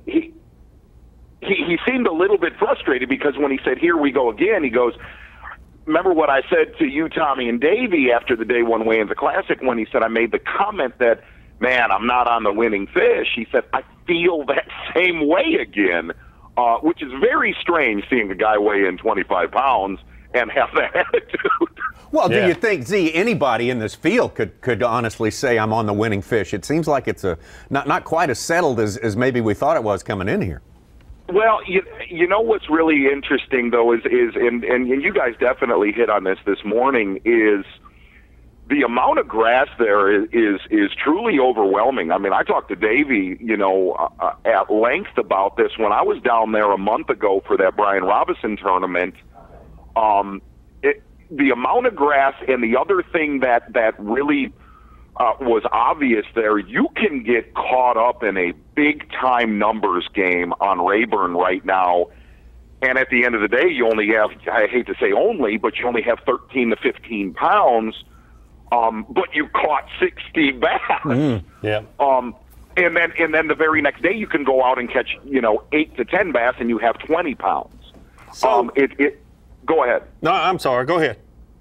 You know, the one thing, and this is really for the watching that weigh-in and seeing the guys like Hank Cherry, Randy Howell, Kelly J, your big-time jerkbait fishermen, and then seeing Ayler this morning throwing a really big jerkbait was one of the big things that has been happening there all spring with those jerkbait fish is those guys are throwing those jerkbaits on crazy heavy line. 15-pound, 17-pound line to keep it above that hydrilla. It's a way different jerkbait deal than we usually see on other lakes that do not have as much grass. So, Mark Zona, my question to you, because you fished down there recently and made a great point. You get caught up in catching 2-pounders, and at the end of the day, your largest 5 only weigh 12 pounds versus maybe having another approach to try to catch less numbers of fish but bigger fish. Is there 2 different patterns to try to do that, or do you think you've got to go through enough fish? When you were there, do you just have to go through enough fish that it's a numbers game and you would catch that 6-pounder, you'd catch that 8-pounder? Davey, I'll be dead honest with you. And what's interesting is looking at your guys' map is the same area everybody was catching them a month ago. I started laughing when I looked at that map because it is verbatim where they were getting caught, 60 days ago. And what I saw when I was there with guys that were catching them, seeing Brent Ehrler hooked up again right there, is you had to get away from that number game. The number game was fun, don't get me wrong. I mean, you could go throw a single swimmer with a Texas rig with the little blade on it. That was a big deal going on there, Davey. You know about that. You could go jerk baiting. You could throw an umbrella rig, and to catch a bigger bag.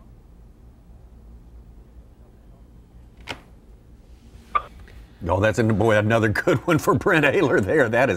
I think that's bigger than the one he just weighed in. That's definitely a 6-pounder without the salad, Tommy. Okay, all right. Well, we're going to find out. We're going to find out right here. It's a 5. Let's listen. You're 5.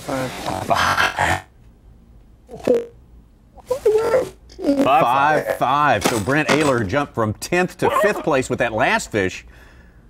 Put himself about 7 pounds back, so he'll probably make it into the top 3 with that one right there. And very interesting. He looked like he went from a numbers game, jerkbait pattern, since he's been throwing this. It looks like a vibrating jig.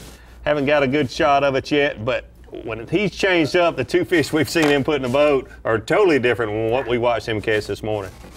Z, you said you got to talk to Brent Ehrler. Did he say anything about the place he's fishing? Is it somewhere he's going to stay all day, or has he got several parts of the lake to work? He had his exact words to him. He had to keep bouncing. He had to keep everything honest.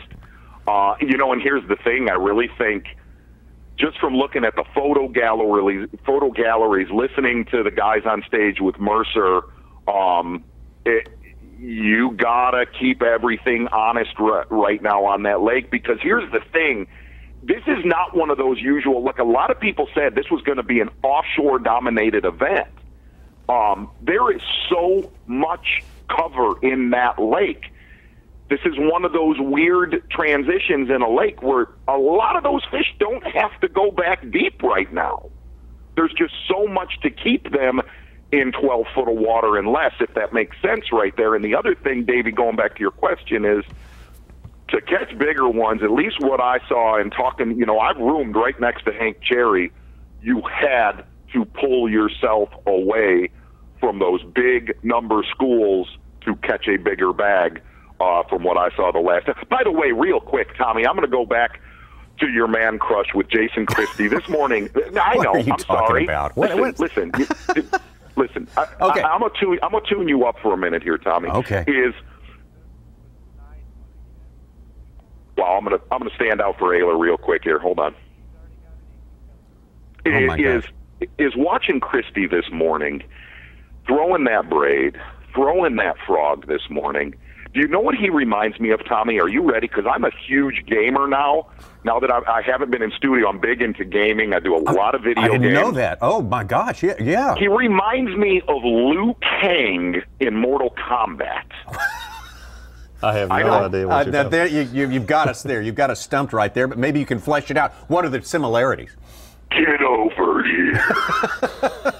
That's all I'm going to give you. By the way, guys, before I have to run, Karen's got me wrapped up in some Renaissance Fair this weekend. I don't want to get into it, but all weekend long I'm at a huge Renaissance Fair in Bronson, Michigan. It's attached to Polish Festival. Big weekend up here. The other side of it is Can we do an unofficial sea pecking right now? Can we do that? Do what? Oh, sea pecking? Sure, we can do that. Can we go sea pecking? Let's do it. He's allowed. He's allowed. Okay. If one of you can guess the song in my head right now, I will give. If one of you can guess it, 3 seconds, I will give you $1,100. I'm not even kidding. September by Earth, Wind, and Fire. Good call, Davey. Living La Viva Loca by Ricky Martin. It's been there, but no. And you know why? You know why I guess that. Okay. Ron, it's In a Big Country by Big Country. That's right. Sure. I know. You're on an 80s run. You're on an 80s run this morning. Hey, the cool thing about honestly about this event is I watched this. I wrote a huge blog last week on how hard Tripp and the tournament staff. Sure, it was very good. Yeah. I really kind of had to, trust me, Tommy, you know this, I had to dig deep in myself to find myself to do that blog.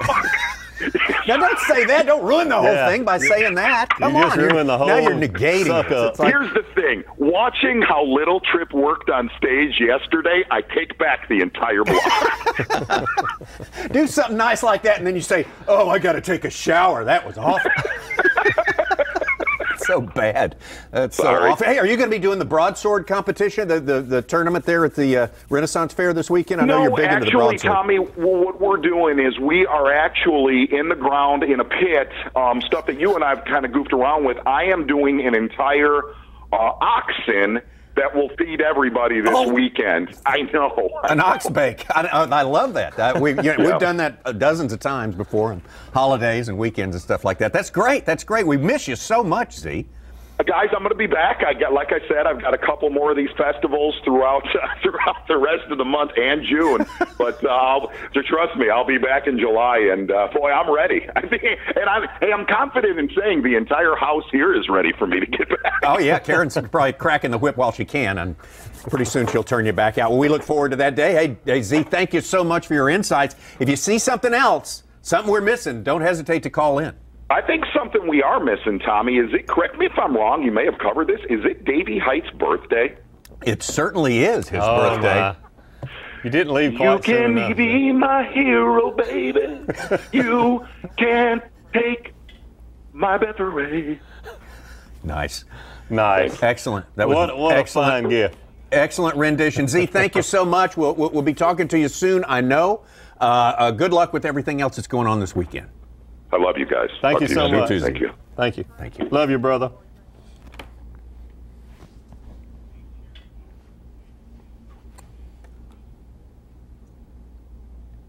Let's take a look at something. We had some bad service at the moment. Hank Cherry caught a good one just a few minutes ago. You get a glimpse of it right here. We're able to get that bit of data in, and that's pretty meaningful data right there. Oh, yeah.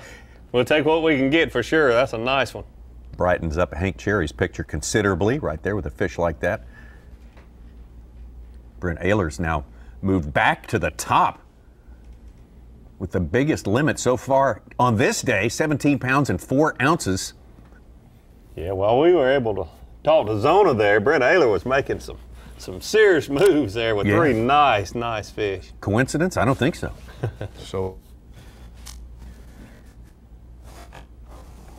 He's up to 17.4 on the day. Several ones on a spot like, Yeah. As I can tell, it's why there's ones right there is beyond me. No.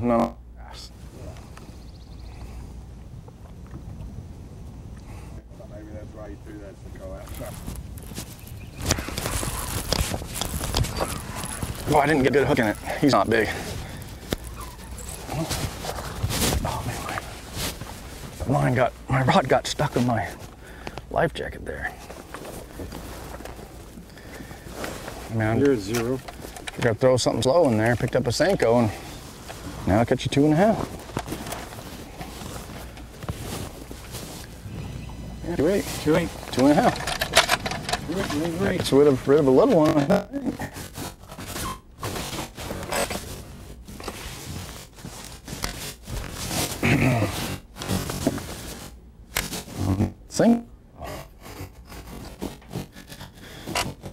That'll help him a little more. Should be a little upgrade there.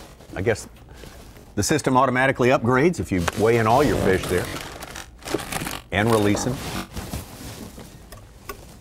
Randy Howell even brought up the possibility of catching the same fish twice.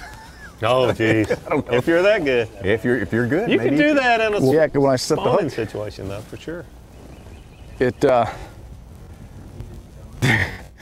was nothing there. He wasn't there.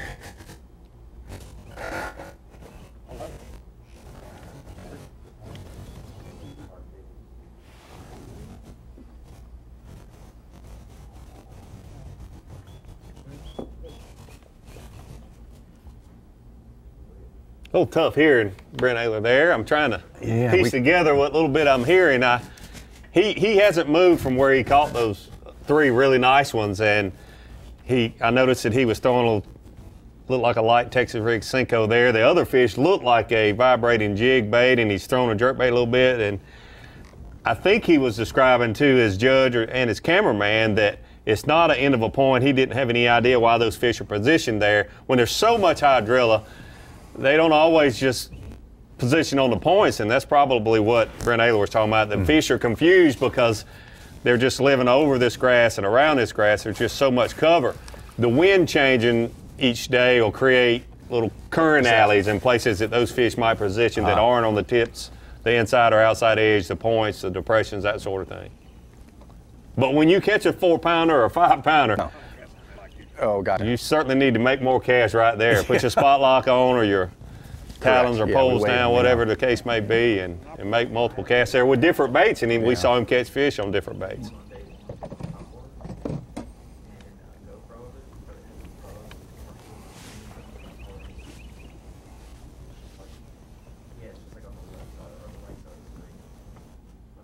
One other great tip that you saw Brent Ayler just do there without even thinking about it.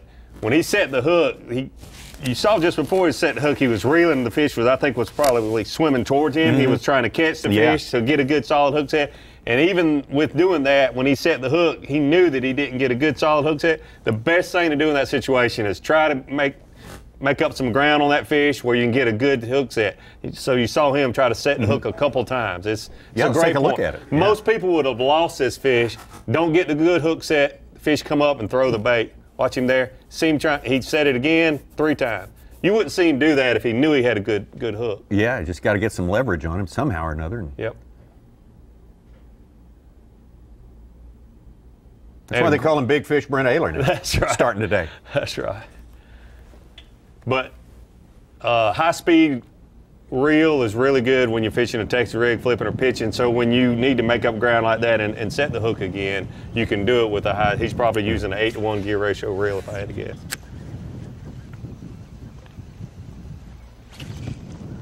Christie's hooked up.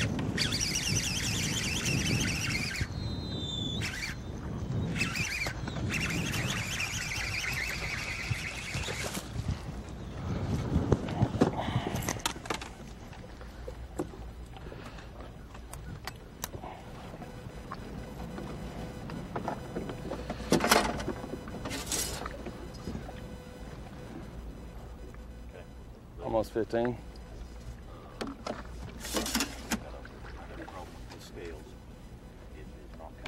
So Tommy, have you figured out that bait yet he's throwing? No, I've not. Have you? I think I've got it. All right. Do you feel comfortable rolling that out for us? Well, think about that while I hit you with this right here. We're going CPEC again. Dig CPEC Tires and Wheels Bassmaster Elite Series Trivia. What happened on this day in history, May 18th? Besides the obvious that we'll talk about a little bit later, Dracula was published. TVK Act was signed by Franklin Delano Roosevelt. Mount St. Helens blew up. That was back in the 80s. Bass Pro and Classic Champion, B.A.S.S. Pro and Classic Champion born. Oh, I know who that champion is. Did all those things happen? I'm going to say, are we going to get, don't answer, okay. I'm considering all of those. And it might be, in fact, all of them. As you consider it, we'll be right back with the answers and more. Bassmaster Live. Facts matter. All monofilament is not the same. Berkeley is the strongest, smoothest, most dependable monofilament line in the world. Why would you risk your fishing trip to a line that's made who knows where just to save a buck? Berkley has been making and perfecting trilene in America for over 75 years. I spool nothing less than the best. That's Berkley trilene, and that is a fact. Champions aren't born, they're created. Every turn of the prop, every mile on the lake, every cast of the rod, every fish they catch, and every pound they weigh. It builds who they are. It builds a legacy. Now for your 2016 Bassmaster Angler of the Year!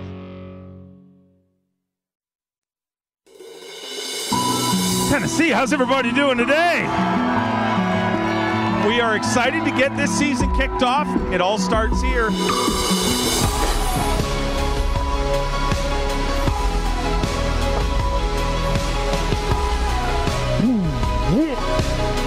Yeah, that's what I'm talking about. Stay down, open your mouth, Yes. Yeah! That's for you, Mama. How about that right there now? Woo! Yes, yes, yes.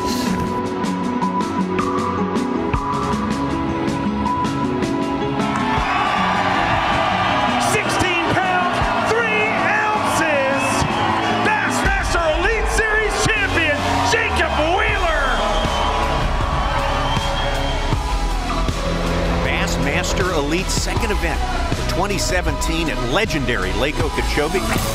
So much tradition here and so many amazing eye-popping results. Yeah, buddy's right. Yes, yes. Give me some high on that. Yes. I'll take a closer look at that one. I never flipped a fish that big before, I don't think. Woo!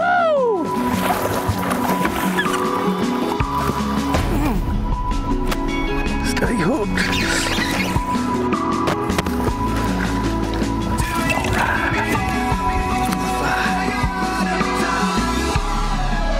Yes.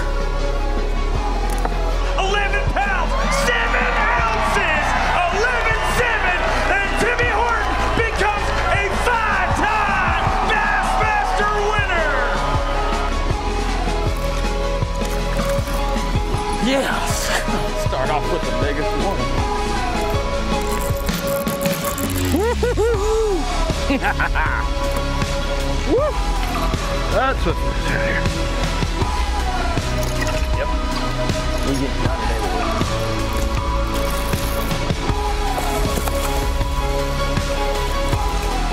Oh my God, yes. Boom, baby.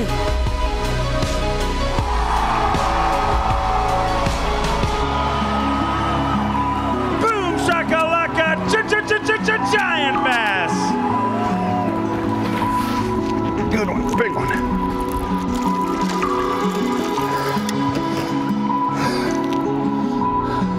The 2017 Bassmaster Elite Series Toledo Bend champion, John Murray. Get it. Oh, get in here. Son. Good one. Oh, he ain't as good as I thought.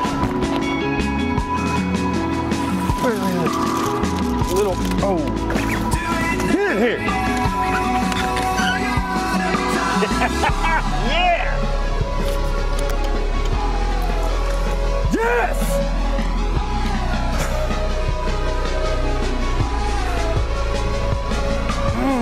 Boom! 12 pounds, 15 ounces! 12 pounds, 15 ounces!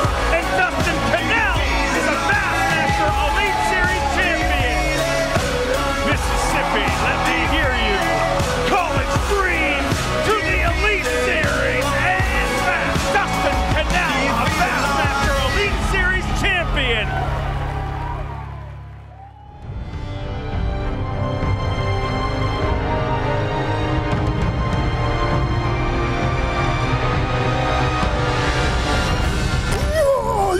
a big one. Don't get in there. Got her in open water. Give me some nuts. Come on now. Give it up. Look at that one.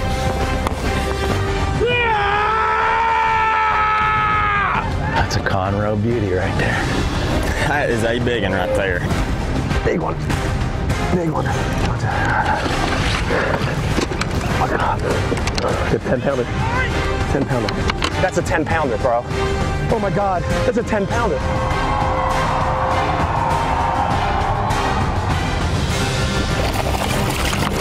There we go. Yes, sir. Yes. Yes. Yeah. Yes. How about it? How about a big round of applause for Jordan Lee? 27 pounds, 4 ounces. Unbelievable!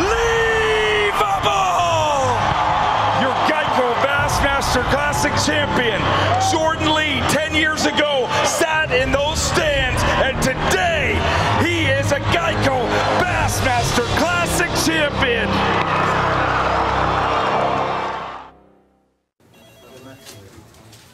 What is this meeting about again? Fishing. Took my boat, boom, jumped over it, and I caught a giant. It was like a whale. 29 pounds, baby! That's the last time I danced on stage. Wow. Chief Fishing Officer. How do I get that job? I don't know. Go to teamgtfishing.com to find out more about my real job. Is there a place where the underwater images are the clearest you've ever seen? We're seeing every fish, we're seeing every detail of structure, and where every bottom contour was visible, where whatever you wanted to see below the surface was real. Do you want to go? Structure Scan 3D is the future of fishing. We can show you how to find fish faster and catch fish in a way you've never experienced. Let's get them. Is this being in the moment? Is this hanging out? And is this really playing with your kid? Don't stop what you're doing to capture what you're doing. Keep running, keep playing, keep dancing. Just keep doing. GoPro, start recording.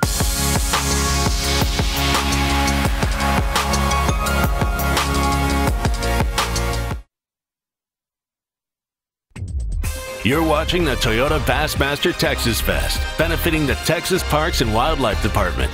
Being brought to you live by Toyota. Toyota Bassmaster Texas Fest from Lake Sam, Rayburn. Boy, time passes fast. Let's go back more than a decade to Dean Rojas. This was kind of when we first started to get to understand his relationship with his best buddy on tour, Kermit the Frog. You see that? Oh my God. Oh, stay on there, baby. Come on, baby. Come here, Come here. Oh, look at that view. Come on. Come here, Kermit. Yeah! Yeah! Look at that! Wow, I love you. I love you. Oh, you hear that explosion? Oh, look at that. Oh. Yes! Yeah! Oh, Kermit. I love you, buddy. Welcome to the dance. Welcome to the party.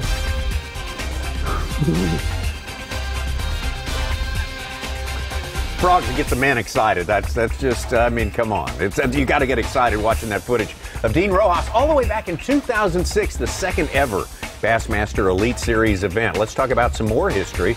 What happened on this day in history on May 18th? Somewhere back in the mists of time, something important happened. Was it Dracula published? Was it the TVA Act, the Tennessee Valley Authority Act, signed by Franklin Roosevelt? Was it the blowing up of Mount St. Helens back in the 80s, the early 80s? Or was it the birth of a B.A.S.S. Pro and Classic champion? Got a wide range of options I'm saying the answer is D. And he's in this studio, that particular Classic champion, Toyota Bassmaster Angler of the Year. I'm saying it's the birth of Davey Hite That's what I'm saying, what happened in history on May 18th. But maybe it was all those things. Let's just see. It was all those things. All of the above. All of the above. I'm not quite as old as Dracula, I will say that. But it all happened on May 18th. And Davey Height, happy birthday, Davey Well, thank Height. you so much. Thank you so much. My gosh, that's Time a birthday. flies. That's a birthday that's been a part of Bassmaster history as well. I mean, it was celebrated in our next destination for the Bassmaster Elite. Oh my goodness! Check Oh my it out. gosh! Yes. What does it say? Read it for us, Thank Ronnie. y'all so much. Says, Yeah. Happy birthday, classic champ, 1999. Wow. Thank y'all. Did you do the Toyota lettering on this? Bassmaster Mike looks Sukan? like it, Very, too. very nice. It's Thank y'all so much. You know, in 23 years out on the tournament trail, I had a few birthdays when we were at tournaments. Not every year, but some. But nobody ever fixed me a cake or brought me a cake.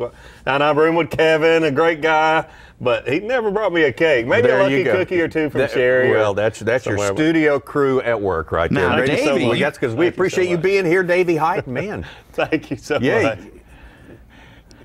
Oh boy, oh boy. Look, I want you to look at something real close there, Davey. Take a look right inside that pig. Where? Smell it. Smell it, All right. Davey. Yeah. Smell it. That would be Hey, do you priceless. consider any victories like a birthday victory? Because you had some very close to your actual birthday. Yeah, I actually won one on my birthday. I had Elite some 50. other really good finishes, but I had Elite 50 right down here at Lake Dardanelle on my birthday. Sunday was the final day on my birthday. How many candles we throwing out there? The scene is bad when you get so old that they don't even bother with cameras. Candles, excuse me. We don't have enough oxygen in the studio. Exactly. Suck up all the oxygen. But seriously, you get, we said we weren't going to have any crying this week on Bassmaster There's no Live. crying on Bassmaster Almost Live. teared up. Thank y'all. There's Thank no y'all. crying.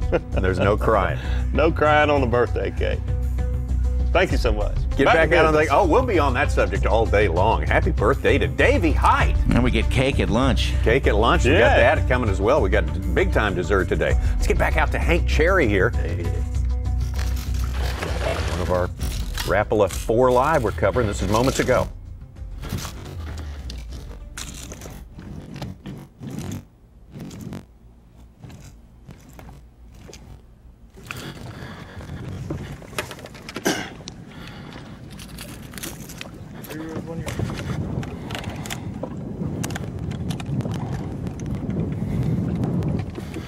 He's locked on 2-1.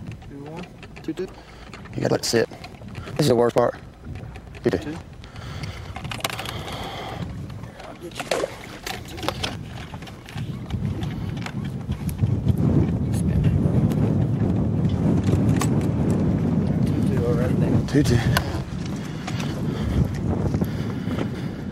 I told you, whatever hit it hard. I just didn't know.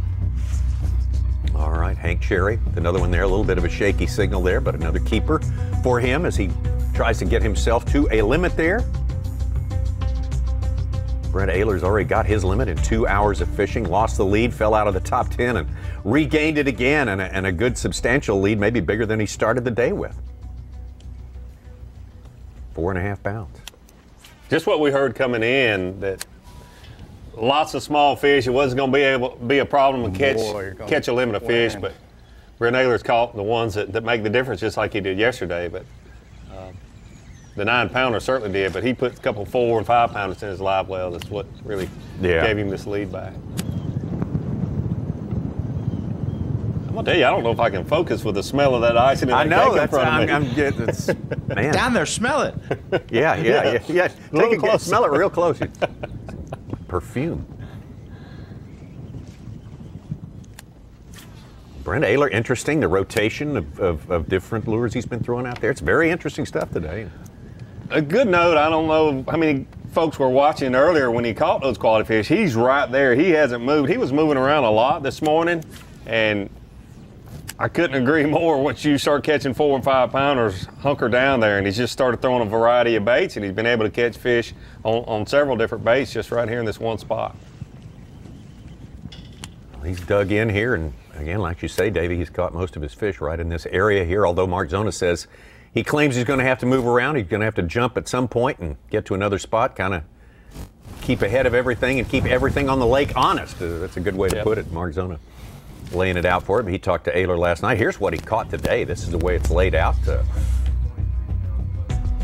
Ooh, we got the weights a little mixed up there. Yeah, we can get our times right there. But the first 2 or 3 fish he was moving around, bumping around, and they were just keepers, 2-pounders, and then the last few were really quality fish, and I couldn't agree more that you need to bounce around, but you catch a couple of good ones, it's time to slow down. Yes, sir.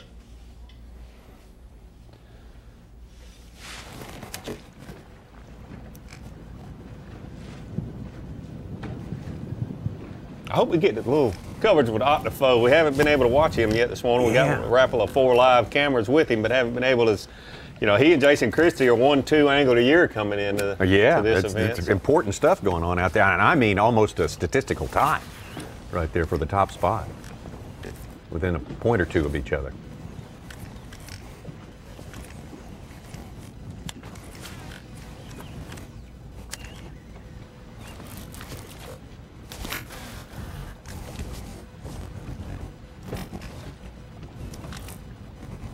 So we've talked about Rayburn being much like Toledo Bend. Guys can really fish their strengths. I guarantee you Keith Combs is out deep cranking, or deeper than you see a lot of these guys fish. You see Jason Christie, he loves to throw a frog up in that shallower stuff. Tommy, which way would you like to fish if you were Rayburn? If I was at Rayburn, I'd always want to be doing, and it's not quite that time, it's not, the grass isn't grown up, but to be a little farther out over the grass throwing that rattle trap, that lipless crankbait, like, back in the day, I'd probably...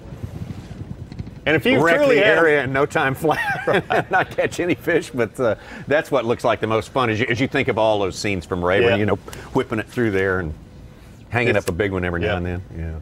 And that's what these guys are, similar to what these guys are doing with these jerkbaits. Oh, yeah. They're out in that It's the same thing. Yeah. And interesting what Mark Zona pointed out, they're throwing those out there, and especially with the frogs and so forth, using the heaviest braid they can get for the extra buoyancy, just to keep it out of that grass. That was an interesting observation.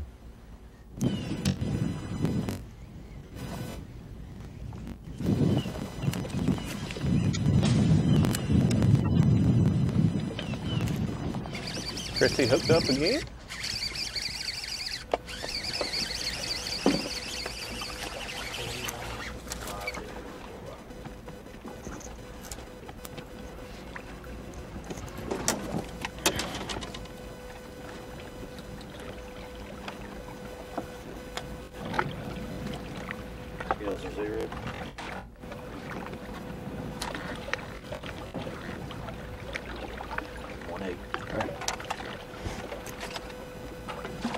Pound, 8-ounce fish for Jason Christie. Interesting Christie-related question, viewer question from Eli in Shipshewana. Eli wants to know, watching Bass Live the last year, when did Jason Christie become the Dean Rojas of frog fishing? Well, I don't want to offend anybody, but it just... we can offend Eli. He can take it. Eli's asking for it at all times. It's just a matter of who we see most often throwing a frog. That's right. Brent Ayler's now Big Bass Brent Ayler. Exactly. Bobby Lane, sorry, buddy, but... Titles are fluid. They come and go. They are. They are.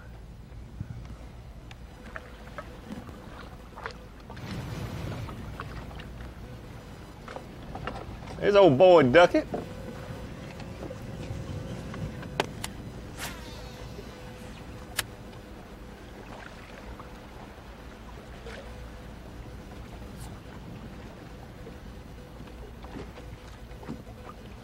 Got it out pretty good, but we are seeing a few boats around where Brent Ayler is right now. But he said he was fishing around. When I talked to him last night, he and Octafo both said they were fishing around a few other boats. Christie and Hank Cherry, not so much.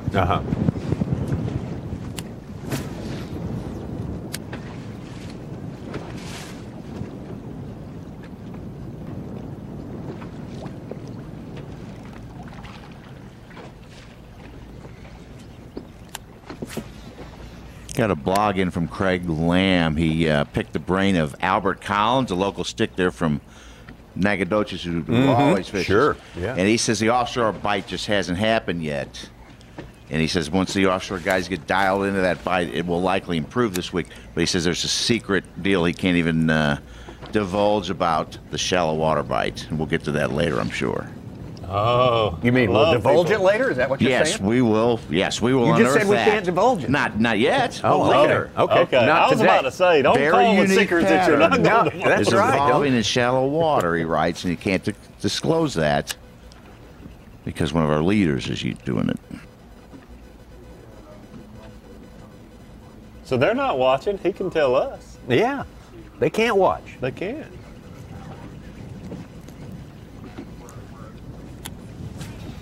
Let's get on the horn with Albert Collins then.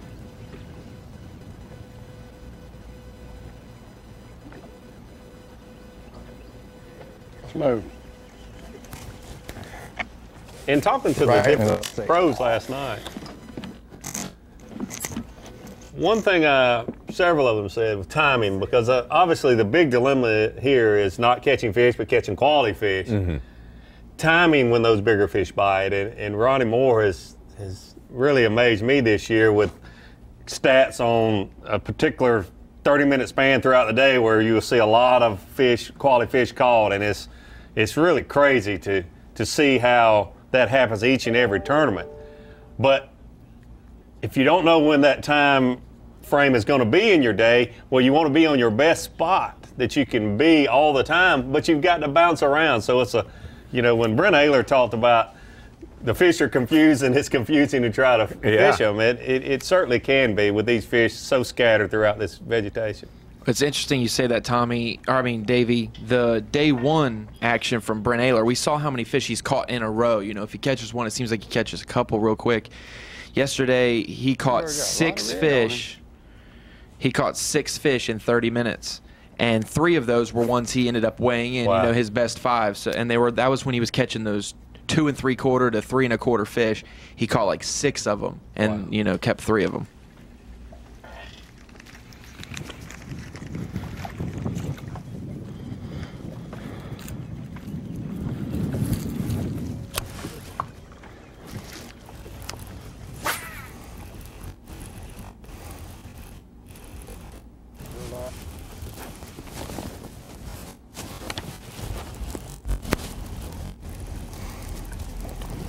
Guess not.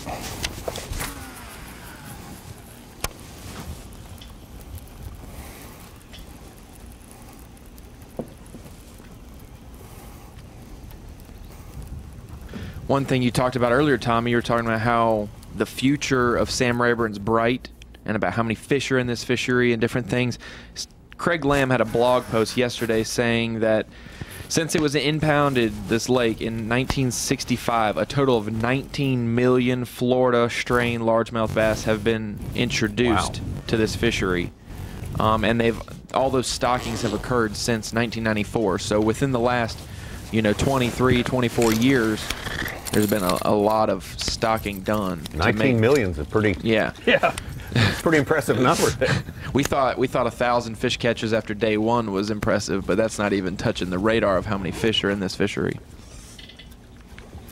And I've heard different people debate about releasing those fingerlings, how many of them get eaten by birds of prey, other fish, and that sort of thing. I certainly understand that happened. But surely a fair amount of the 19 million, maybe 1 or 2 million did survive. Sure. That's a lot of bass. Yeah. A lot of Florida strain 1% would be an impressive number. I remember running a photo of you with a couple bags, releasing them at Toledo Bend. Down in the grass. I did. I took them as far back in the cover as I could get to let them go and said, good luck, boys. It's a rough world outside this bag.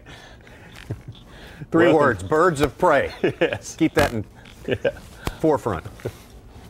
Shoot, they make baby bass lures. I bet bass forage on themselves, especially when they're that small, Yeah, oh yeah, I'll take it.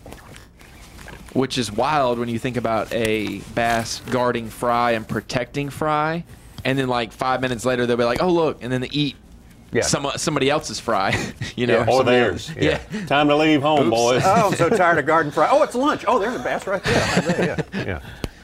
I gave you all a 2-second head start. I told you when you got a week old you're going to be on your own. When you start seeing me eating your brothers and sisters, it's time to go. Yeah. I love what Texas is doing, though.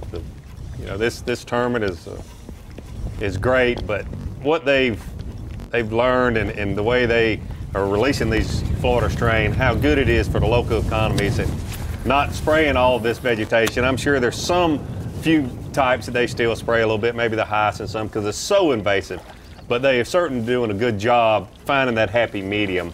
I was at a lake real close to where I live just this last week in South Carolina, where there was a mile stretch of some gorgeous grass. It is native vegetation that is native in our state, and the people with the state had put pellets on it, sprayed whatever, but it had decimated it and put in grass carp, and there were people there checking for water quality, because when you spray or treat this vegetation with a herbicide, then you start worrying about bad water quality. Sure. And it's a drinking water source, and people swim in it, skiing and all that. So, gosh, you just hate to see that old school mentality to put a herbicide on anything you see that grows in the water, because it's around someone's dock. I think they've gotten a little more sophisticated with the math through the years, adding up what the value really. What did you say the yearly value of Rayburn is, recreational value of Rayburn is? Well, they did a study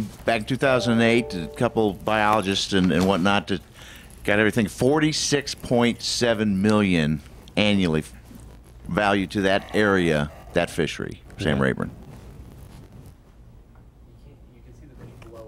Hopefully more and more states will pay attention, and I love my home state that I'm from, but when you think outdoors, the state of Texas has really done a good job trying to stay in touch with the wants and needs of the outdoorsmen, along with the homeowners, property owners, that sort of thing.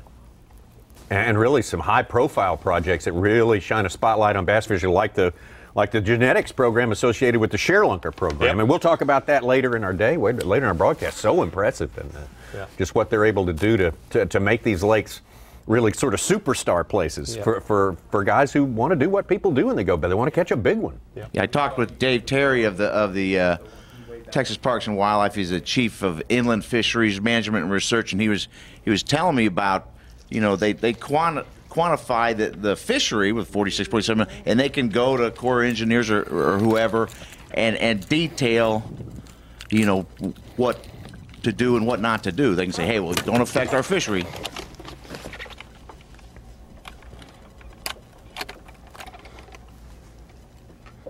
$112.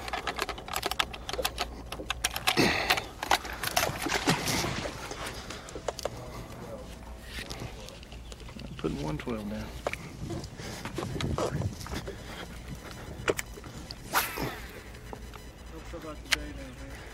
down.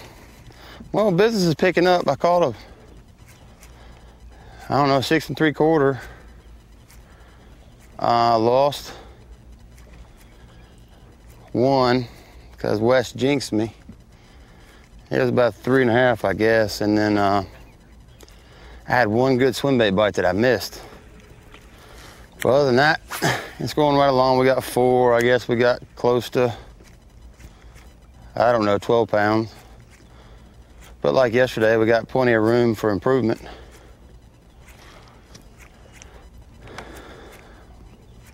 We want to really try to get those big ones if you can. It's kind of hard to come by. Most important part is making sure you're going to be fishing tomorrow. So, I don't know. We didn't get a bite where I expected to start off. That doesn't mean we won't catch one there. It just means we didn't get one at that particular juncture. But it's a beautiful day. I'm trying to take care of my passengers, not take them out there in the deep blue sea and drown them. I'm just going to take my time and try to catch the 5 biggest. It was so dark this morning. They didn't want to bite it.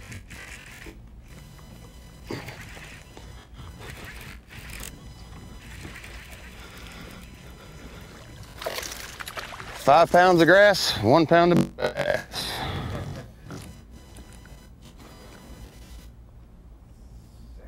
Well, we got them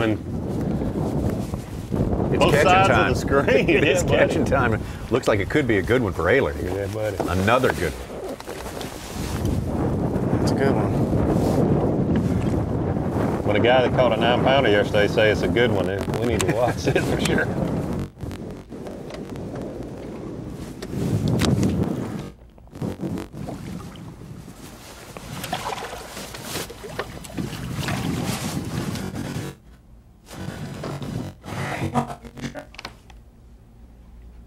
It's good.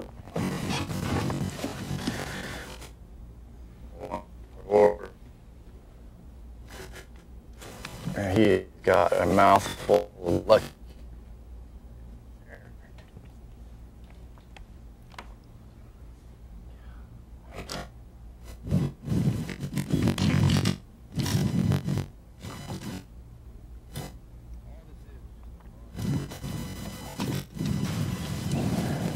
About 3 pounders. Zero.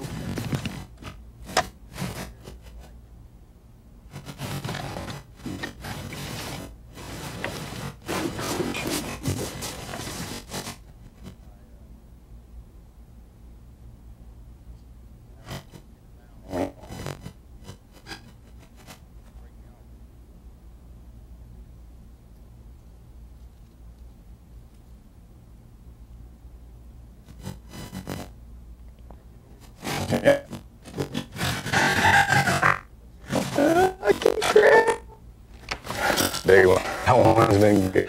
I think it must be an upgrade. We didn't hear the actual weight there, but that's going to get him. I mean, I figure a pound upgrade at the least. Would you say, Davey? I'd say more than that. More than that. That looked like his biggest fish we've seen him catch, and we saw him catch a 4 and a 5. Isn't that right? So he's over 20 now. That's a position you want to be in. Mid-morning, coming in with the lead after day one. And it's so interesting. Yesterday he had the 2 big fish, the really big fish, one of them obviously. But then he had 3 smaller fish. Today he's one of those guys that's just 4 and 5 pounding to death kind of deal, which I'm loving. But he was concerned last night when I talked to him about, yeah, you love to catch a 9-pounder and a 7-pounder same day, but those are only 2 quality fish I caught. And today it hasn't been that way. He's catching those good, solid 4 and 5 pounders. And you catch a 9-pounder go along with that, we're going to see then it's monster lights back. out. Yeah. Guys, that will give him an upgrade, and his 5 fish in the live well now are a 5.5, a 4.12, a 4.3, that 3.10 that we just saw. It was 3 pounds, 3 pounds 10 ounces, and then a 2.8. So his smallest fish is a 2.5, and his biggest is a 5.5. So if his smallest is 2.5 and that was a 3.10, it did help him just a little over a pound. I thought more than that, but you're right. That's his smallest now. It called a 1.5 pounder. A 1.5. Okay. It was a 2-pound upgrade. He has 20 pounds now. Just popped in 26 ounces. Go ahead, Jared. Take your phone, share that paper. It's wet. He's sitting. What's that is? 11.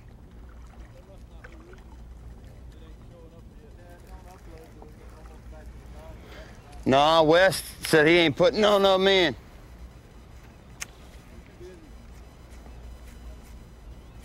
Yeah. Got lots of room for improvement, Bubba. Catching a lot of little ones today.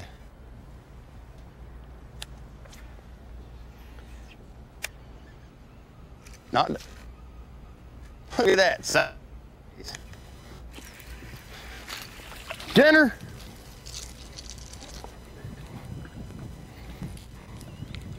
I just catch them all.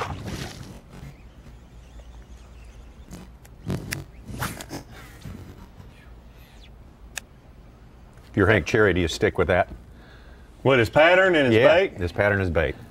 It'd be hard not to. That's what he loves to do. We talked about Sure. this is a place you can go fish your strengths. But the one thing I noticed that Brent Ayler is doing a little different, and we talked about this when Mark Zona was with us earlier, he's throwing a big jerkbait. Brent Ayler is much bigger, and maybe if I was Hank Cherry, I might play around with using a different size bait to try to maybe not get as many little fish bites, because these fish are living in the same places. Obviously, everybody we've got on live caught good fish yesterday. And if you could maybe keep those smaller fish from eating the bait, those bigger ones will have an opportunity to eat that bait a little more. And that's what I have done through the years with jigs or swim baits or whatever bait you might be throwing. I think what Brent Ayler's dialed in here, much like the Classic, he's doing something a little bit different around some other guys. And at the Classic, he was finesse fishing more for a flipping technique and thick, heavy wood and color. Ooh, Christie, you gotta watch this one. It's a good one. Oh, he's pulling, isn't he? They're coming to us live. Yeah, got him. Dude, how many casts it take to catch him? Don't matter, we got him. We got him.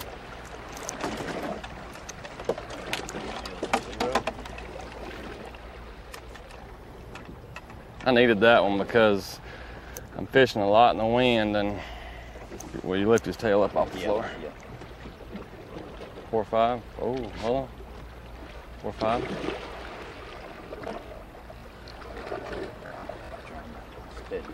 Four or 5. 4 or 5. 4 or 5. Long, skinny, spawned out fish. She's still got sores on her from stress. She'll heal up. She healed me up. I was needing a big bite. You got him. Here's Brent Ayler live again.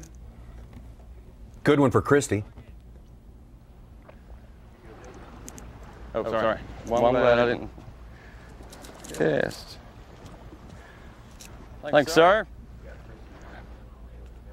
Dude, if I can catch them in the wind, because the big ones are going to bite in the wind, period. But you just don't have a lot of options in this stuff. You know, you can't flip, or I can't flip. It's just too much stuff. You got to be casting something. There's not a lot of things that, I mean, if you get getting it. Good 0.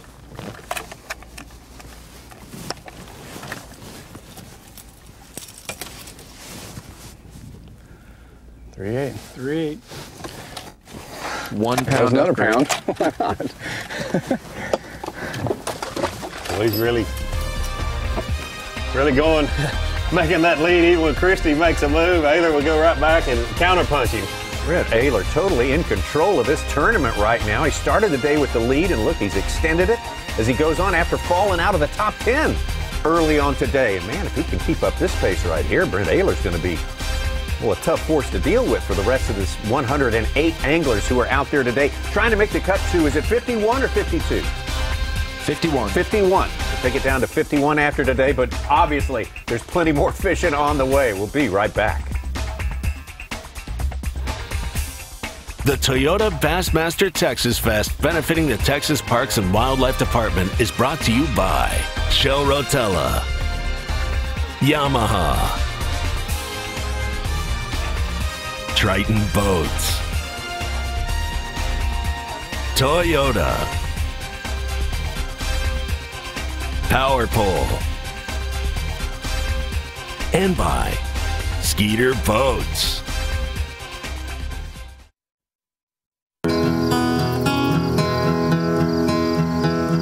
Man, it's slow today. Yep. Mom, I caught a fish. Good job, sweetie. Hey, what kind of lure is that? It's a Livingston. They have electronic bait fish sounds that activate as soon as they hit the water. Easiest way to catch a fish. Hey, thanks.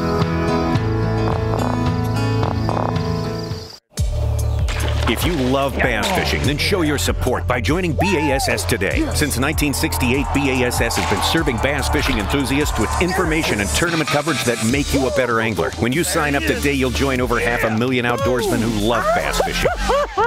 With your membership, you'll receive every issue of Bassmaster magazine, plus $50 in free gear, including a membership tackle bag, B.A.S.S cap, plus more. Log on to Bassmaster.com to join Bass today.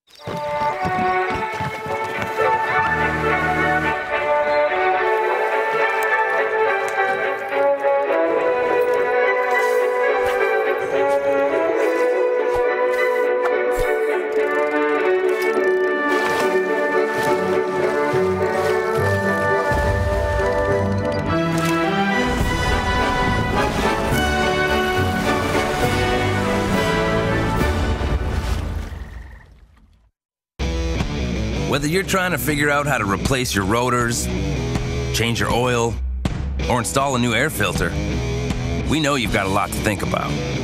That's why we made our Speed Perks rewards so easy. Spend $100, get $20 off your next purchase. No cards, no points, no nonsense, no thinking. Save that for the important stuff, like figuring out your anniversary. Advance Auto Parts. Let's get you back on the road.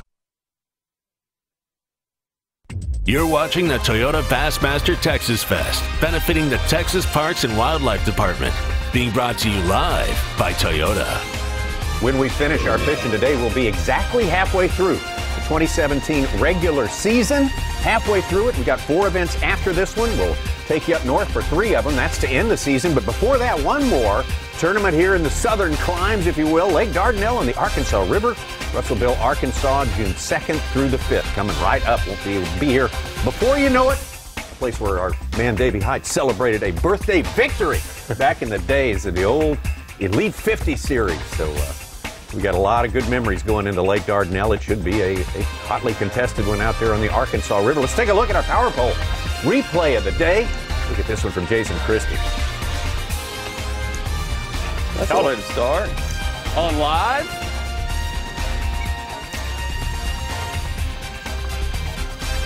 I seen him coming. Seen that weight coming. 3-9. We got in a predicament yesterday. This is a good thing about this. Let him go. So Jason Christie had been fishing the outside edge of this hay grass and moved in. This is the first quality bite he had this morning. If you'll notice, he's on the inside edge of this hay grass, and right as the frog got to the very inside edge, right where that fish would be set up in a feeding mode, he hooks up this fish.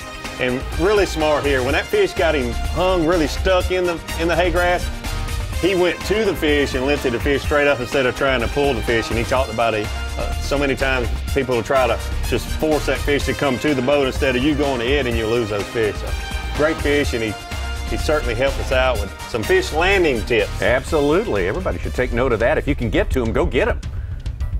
Not a bad rule of thumb right there, especially when you're fishing as much grass as these guys here on Rayburn. We love the grass. And the fish love the grass, and the anglers love the grass. All works together. Where we have good grass, we seem to have really good fish catches everywhere we go, whether it's on the Canadian border or on the U.S.-Mexican border, wherever. Grass means good bass. Jason Christie currently in 7th place. He has upgraded himself during the course of the day. A raffle of 4 whom we're covering today, not the top 4 to start the day. Usually we go that route. That's our template that we work with, but we wanted to make sure we could bring you some good pictures today. Good pictures hard to find on Sam Rayburn, so we did a lot of research and found the guys who are most likely to be in a place where we can get some signals. So we're happy with the results, to say the least.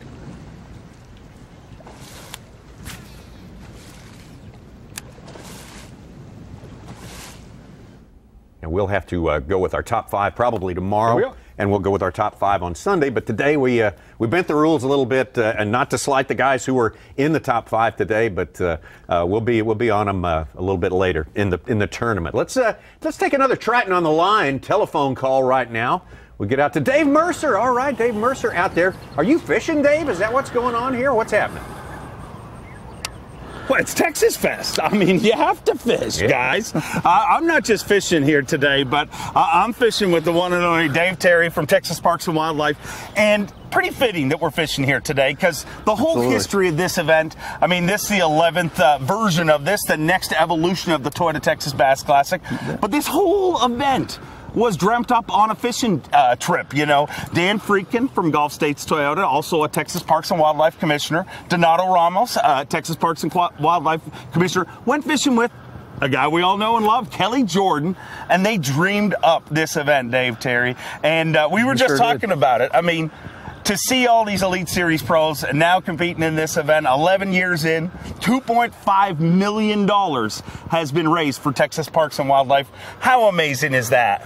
Yeah, I mean, you know, a state agency like Texas Parks and Wildlife just can't imagine it being any better than this, Dave. You know, the opportunity to, you know, showcase Texas's wonderful bass fisheries, you know, across our great state, you know, with the world's best bass anglers. I mean, it just can't get any better than that. And, You know, and to think that we've had 11 years of this opportunity, a great history, you know, with these great bass anglers, 2 different events, awesome. Very, very cool. One of the different things about this event, and you know, it doesn't seem that different to us because it's the 11th time we've been involved in this event. True. But the water weigh-in system, you know, it was, you guys were the first ever major bass fishing event to weigh the fish and immediately release them.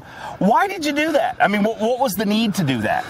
Well, really, you know, it was really a you know, a brainchild really of Kelly Jordan, to be honest with you, and also with one of our commissioners, Dan Freakin, you know, and Donato Ramos, who wanted to showcase all the great fisheries of Texas Parks and Wildlife. They were our commissioners, and Kelly Jordan also, who, you know, wanted to, you know, showcase how great really Lake Fork was.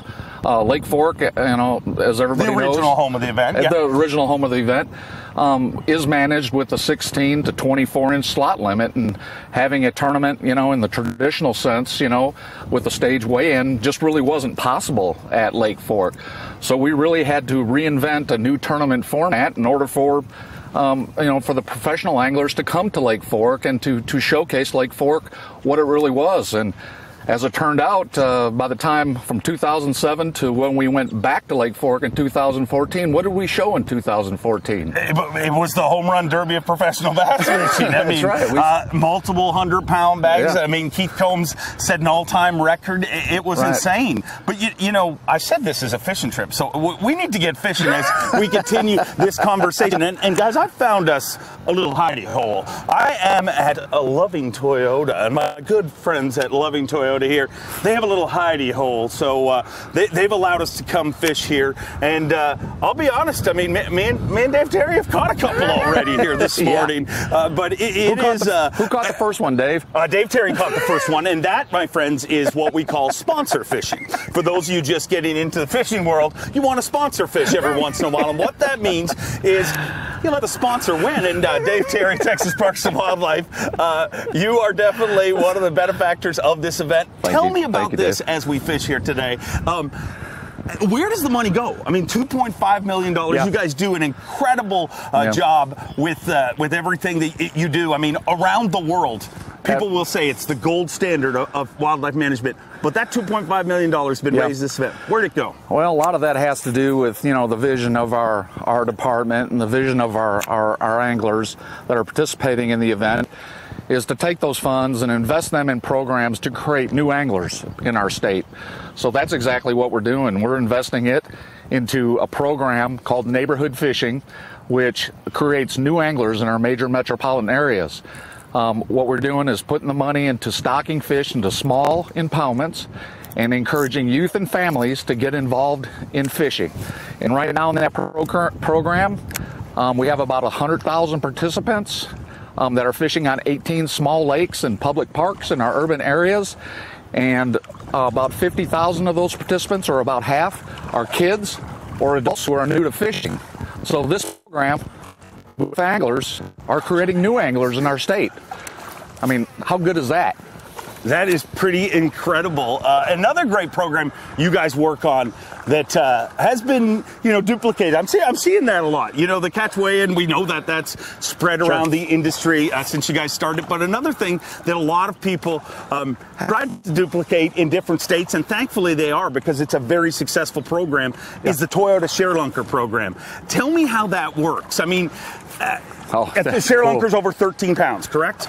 Exactly. What we do is every year, we ask anglers to donate a bass that's 13 pounds or larger into our program. And what we do is we take that fish into our program and we breed those fish with male fish that were spawned with these larger fish, and do through a selective breeding program to try to create a bigger bass for Texas anglers.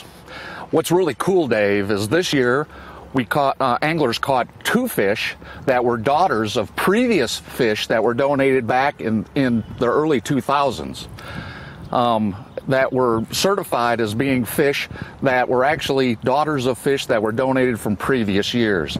I mean, that's proof. These are fish that were selectively bred, raised in our hatchery system, stocked in a Texas reservoir, and caught by anglers. We actually put the anglers who caught those fish this year in touch with anglers who donated those fish back in the early 2000s. I mean, it's a social media blitz. I mean, how cool is that? We have the DNA technology to be able to know that. And I think that's pretty cool. And we can thank Gulf States Toyota for giving us that technology. Now, you guys, I mean, it's kind of almost like a lot of people will refer to how people raise trophy bucks and that sort of thing. I mean, you guys, Same you guys theory. take the right genes and match them together to continue catching more and more of them, correct? Right. And, you know, and yeah, that's true. And what's cool is anglers are working with Texas Parks and Wildlife to help make bass fishing better in our state. Here, this tournament today is taking place on Sam Rayburn Reservoir. Sam Rayburn has produced 26 of those Toyota Sharelunkers in its history. I think it's the second highest producing lake in the state. So, you know, I don't know, they may catch a Sharelunker. I'm hopeful. That's the dream, right? That's to catch one during this event? That's the dream. I mean, I'd love to see a 13-pounder caught. We know the lake has them. We work real hard stocking Florida strain largemouth bass to make that happen here. Take me through that process, because number one, I mean, I'll be honest, if I caught a 13-pounder, I would probably be laying in the ground, sucking my thumb in the fetal position, not knowing what to do. But you catch a 13-pounder, what do? You call Texas Parks and Wildlife, and then what happens? Well, if you catch one, of course, we limit it to a fairly narrow time in the spring, you know, when the bass are spawning and when the fish have the best chance to spawn in our fish hatcheries and when the best fish have the best chance to survive. You know, we don't want to go picking up a fish, you know, during the summertime when a fish would be stressed. So if you catch a Sharelunker or a big fish of 13 pounds or larger between the months of January and April, you can donate that fish to Texas Parks and Wildlife. Just got to call an 800 number. You know, keep the fish in your live well, keep it well cared for, give us a call. You know, we'll come pick that fish up from you. You have specially designed trucks to do that, correct? Yeah, we do. We do. And we'll come and pick that fish up for you, bring it to the Texas Freshwater Fishery Center in Athens, where we have purpose-built fish hatchery to breed these fish. And we care for them and take care of them. And for the purpose of selectively breeding them. And our vision going forward in the program is to actually use those selectively bred fish to create a whole new lineage of brood fish in our fish hatcheries for stocking Texas reservoirs in the future. That's a future vision of the program, and we plan to kick that off in January 2018. And do you know how long has that program been running? I mean, because the words you just used there, future, and that seems to be you know, the focus of Texas Parks and Wildlife. And it amazes me, you know, the foresight. I mean, it's really easy to look at well, there we go. Hello, my friends. Hello. I'm sorry, a little distracted right now. Okay, guys, I'll be honest. I mean, I know a lot of people are watching right now on Bassmaster Live. I'm not going to show the bait. I'm not showing the bait, okay, guys? Because, I mean, it's in the tournament. I don't want to show the bait, but we got a fish on Bassmaster Live. I'll let that go. Oh, I forgot to get my judge to weigh it. I need my judge to weigh it. All our anglers have judges on the water weighing their fish. And unfortunately, my judge didn't show up today. He found out who he was with, and he didn't show up. But don't tell anyone what bait I'm throwing there, okay? Let's keep it between us. But let's get back to our conversation here, Dave. I was unfortunately interrupted there a little bit by that fish, but you know, when did that program start? And I can. Well, the program started in the mid 1980s, and it started with a donation of a fish called Ethel. Okay, that fish came into our program. That was the first Sharelunker. Came from Lake Fork. You know, that big fish came into Lake Fork. It spawned in the program. That was really what kicked off the program. Gulf States Toyota kind of took over sponsorship of the program in 2009. You know, we've had 600 or so fish donated in the program since that time. Lake Fork has been a dominant lake in the program. We've had 30 years of, you know, prime fisheries management history on that lake. It's, you know, probably at about 50% of the donations for sure in the state. I think we've had nearly 70 lakes in the state that have produced a 13-pound or larger bass into the program. Pretty awesome. Dave, now we're fishing here, fun fishing trip, and me and Dave have got a pretty good look at this. We got fish caddies from Loving Toyota here today, bringing me baits. I just broke off here, and well, actually I cut it off because I didn't want you guys to see what I was throwing. But talk me through that first fish. Maybe we'll have a look back at that first fish you caught today. What were you doing, and why did you catch that fish? The fish I caught? Yes. Well, I was fishing this Senko right here, and I was just kind of fishing it real slow, and you know, I just felt a good little tap, and I set the hook, and you know, I tell you what, it was a thrill. No better way to start a morning. I've been watching people fish here now for 2 days, and it's great to come down here and get my string stretched here. You know, can't complain about that. And thanks for the opportunity. It was something. Well, now, I mean, like I said, I'm trying to keep the bait I'm throwing here this morning a bit of a surprise, but it's no secret you might see it. I mean, it might be no secret. I mean, it's a bait that B-Hike kind of throws every once in a while. But I caught it. I think my fish was bigger. I mean, I don't know. I don't know. We'll have to get some judges out here to weigh it. That's right. We don't bring scales. Talk to me about those judges too, because you know we've done this in the past where it was 35 guys at the TTBC. Yeah, I'll tell you. This time 109 guys. Yeah, a much different deal. Those judges, they're the marshals, and thank God for the marshals. What a great program they have made, the Elite Series. They train for an hour and a half, but these guys were in for a full day of training to be judges, because they're actually, their weight is what matters. Absolutely. Trip Weldon, Chuck Harbin, they did a great job on Tuesday. Tim Cook, he's the conservation director of Texas Bass. He's been training our judges, with the TTBC, and for the past 11 years, or helping to recruit them here for the past 11 years. Done a great job. We brought in 109. Or 120 actually judges this year on Tuesday. We gave them a 5-hour training class. Taught them all about bass track, taught them exactly how to, weigh and measure the fish and the expected protocol. So everything's standard. I mean, it's important that the anglers have confidence that these fish are being handled, standard.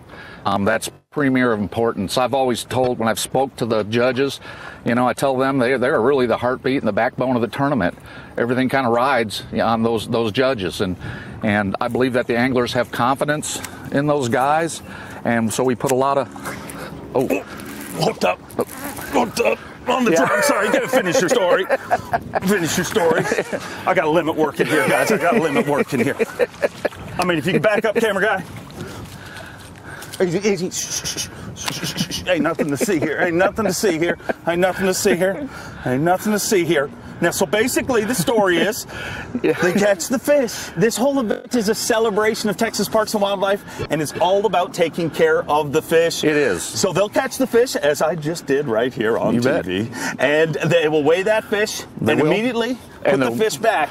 They'll immediately release it, and I guess the big advantage is, it allows tournaments to happen in places that they've never happened before, but the bigger issue is it totally eliminates delayed mortality that can occur in tournaments, particularly during warm water times of the year. So it provides a good alternative for a tournament format. It's a very cool system, and on behalf of everybody in fishing, I want to thank you for everything that Texas Parks and Wildlife has done. And Wayne coming in this afternoon at 5:30 Eastern time, and a little birdie told me it's Davey Hite's birthday, so we might as well finish this with singing. Happy birthday to you. Happy birthday to you. Happy birthday, dear Davey. It feels like my birthday because I'm fishing on Bassmaster Live. But tune in to the weigh-in at 5:30 Eastern this afternoon. We'll see you there. Dave Terry with us all week long.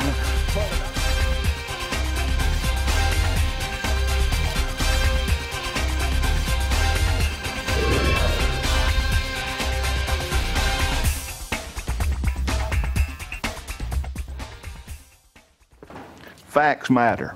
All monofilament is not the same. Berkley is the strongest, smoothest, most dependable monofilament line in the world. Why would you risk your fishing trip to a line that's made who knows where just to save a buck? Berkley has been making and perfecting trilene in America for over 75 years.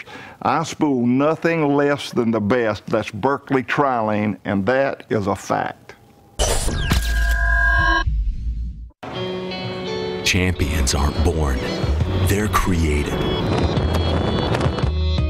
Every turn of the prop, every mile on the lake, every cast of the rod, every fish they catch, and every pound they weigh. It builds who they are. It builds a legacy. For your 2016 Bassmaster Angler of the Year! Hey, thanks, Dave. Out of office? Oh, man. Hi, this is Skeet. Out of office? Dude, don't be mad because I thought of it.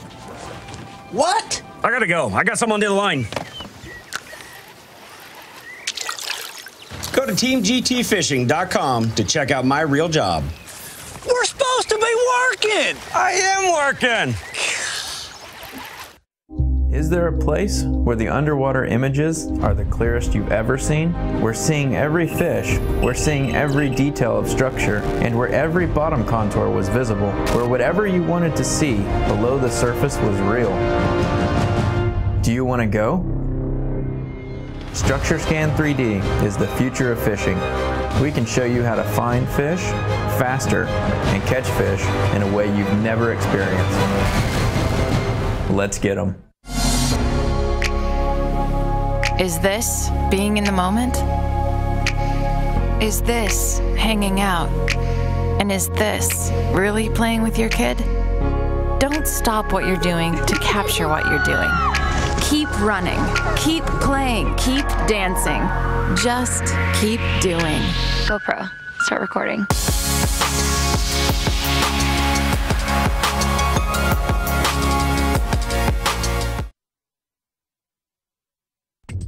You're watching the Toyota Bassmaster Texas Fest, benefiting the Texas Parks and Wildlife Department.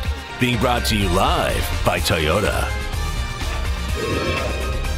Bassmaster live from Rayburn Reservoir. Sam Rayburn Reservoir, Lufkin, Texas, our host city. Great visit with Dave Mercer and Dave Terry there. Can't say enough about that segment. They were catching them like cool fools, as you might say. Just getting after it out there, but who's getting after it on the water? Definitely our leader to start the day, Brent Ayler. Look at this lead. He has opened up about 7 pounds ahead of Randy Howell. He's streaking Randy Howell, by the way. But Brent Ayler out there putting on an absolute clinic.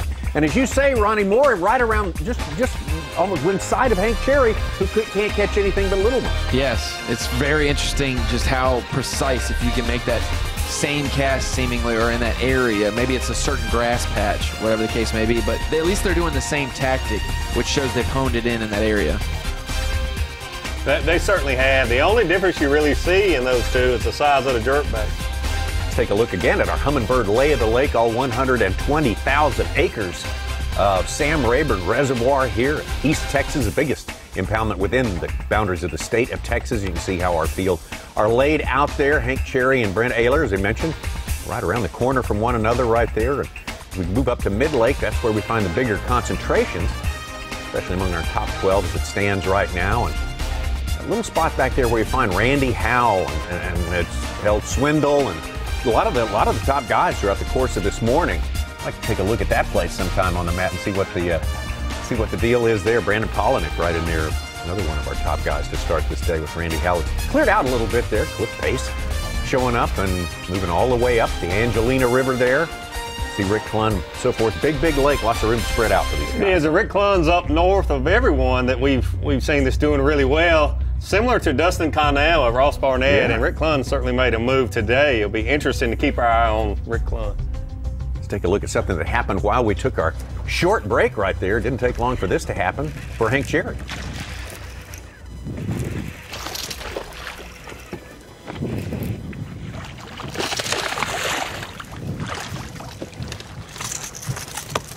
Sticking with that jerkbait.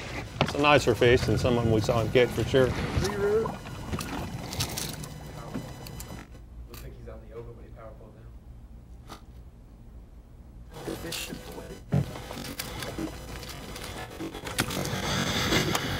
Gotta be kidding.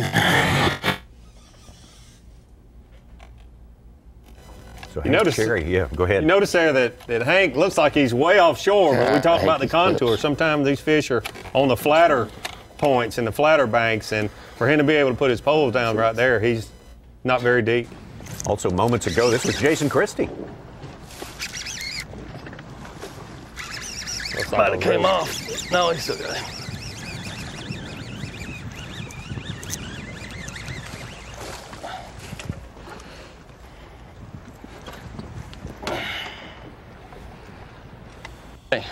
Continuing to upgrade is Jason Christie.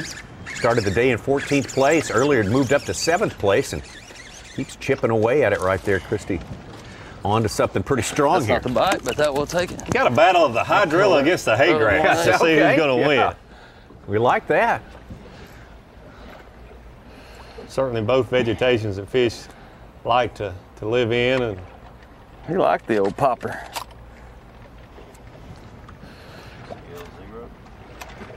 Come on, give me. We're about 3, 4. His tail's on the carpet. Okay. Trying to keep him swinging. Don't want that tail on the carpet, that's for sure. No, yeah. Get that thing off the carpet and don't put your thumb on the scale like the butcher around the corner there. Let's get with our Yamaha Taste the Bait right here, and I think we're going to concentrate on Jason Christie. He's been kind of working on top a good bit today. He has, and we always like to watch on Bass Live, fishermen catching fish on top. He's using several different frogs. You notice here, this was the first good fish this morning. Is on the inside edge of this hay grass.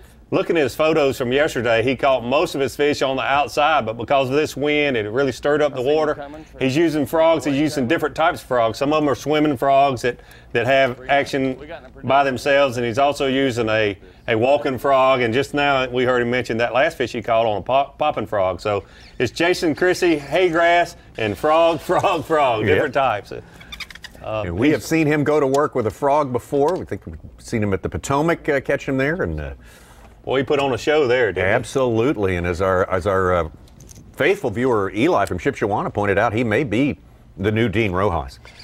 the new Mr. Frog. Dean, I take that back, but Eli said it, not me. Just great to watch. One of the best frog fishermen in the country for sure, Jason Christie, using the different types of frogs. And a lot of the reason he's using these different ones, it depends on the clarity of the water and also how calm the water is. Some of those frogs make more noise, make more vibration than others, and he's doing a good job with these different frogs. And that was a great shot there, that fish just exploding on the frog. They have a different mentality when they strike a topwater frog than they do a lot of other topwater baits. Just real aggressive. Dude, really aggressive. Casts it take to catch him. Don't matter, we got him. We got him.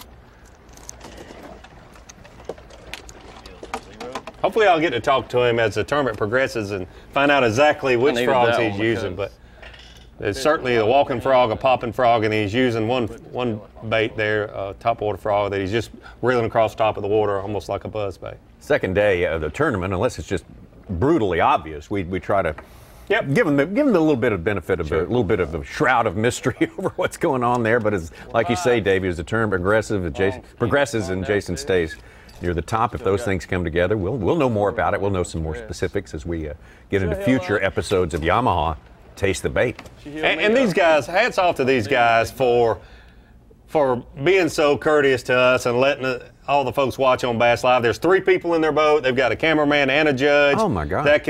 That can cause problems sometimes if you're fishing really shallow water or if it's really rough water. But these guys understand the big picture is to be on Bass Live for their sponsors and for us to watch and learn from these guys. So hats off to the Rapala 4 Live that we have today. Absolutely. And Hank Cherry saying, I don't want to take all these people in my boat out there and drown them in the middle of this.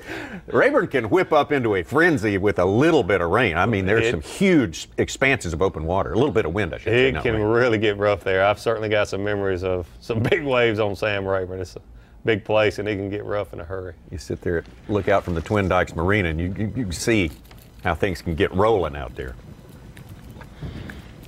Hey, he's 15. Can I weigh him?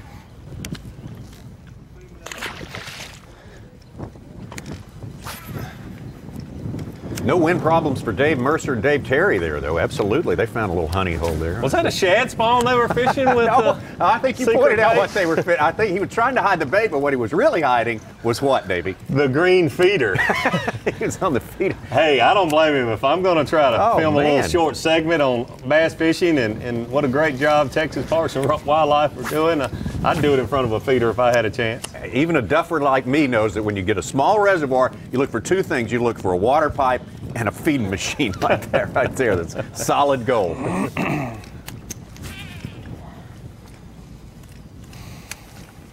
Oh, I saw you.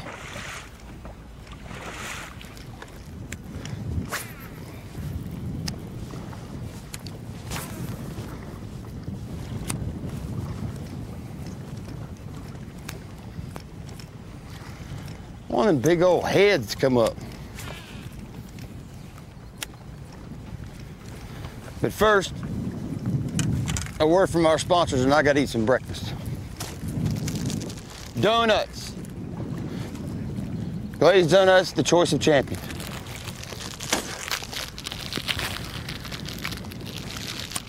Would anybody like one? Wes?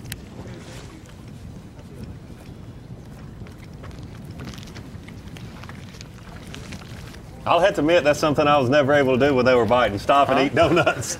My hat's off to him. But let the donuts work first, then we'll get the Snickers. More casts right here. A little bit right over there. There's a guy there. I'm letting them get just a little bit down the way, and then we're gonna go behind them. Yeah, on that next bay over there. Hey, Wes. We got some good footage. It might be blown out. If it is, we're gonna try it over here. And then first 30 minutes? And then I'm not sure after that. We get the one part if you're gonna get sick of it.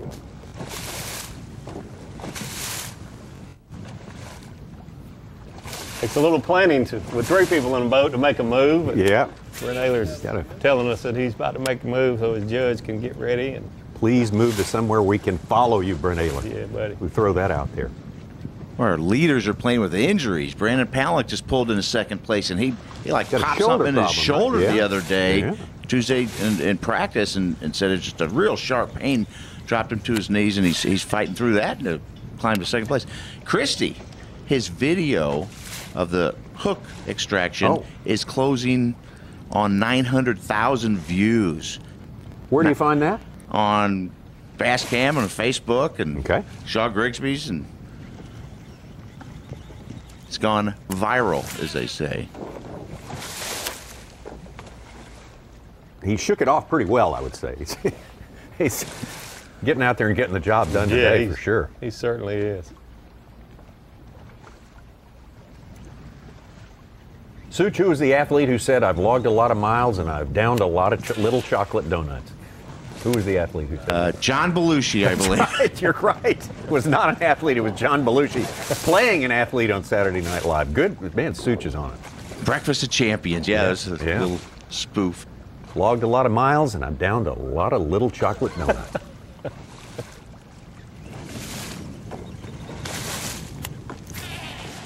Well, I got to follow up on that Ethel that Dave Terry with Texas Parks was talking about. I did a little blog piece on that, the guy who caught it, Mark Stevenson, had a picture. It was a 17.67 pounder in 1986. It was the first bass entered into the Sharelunker program.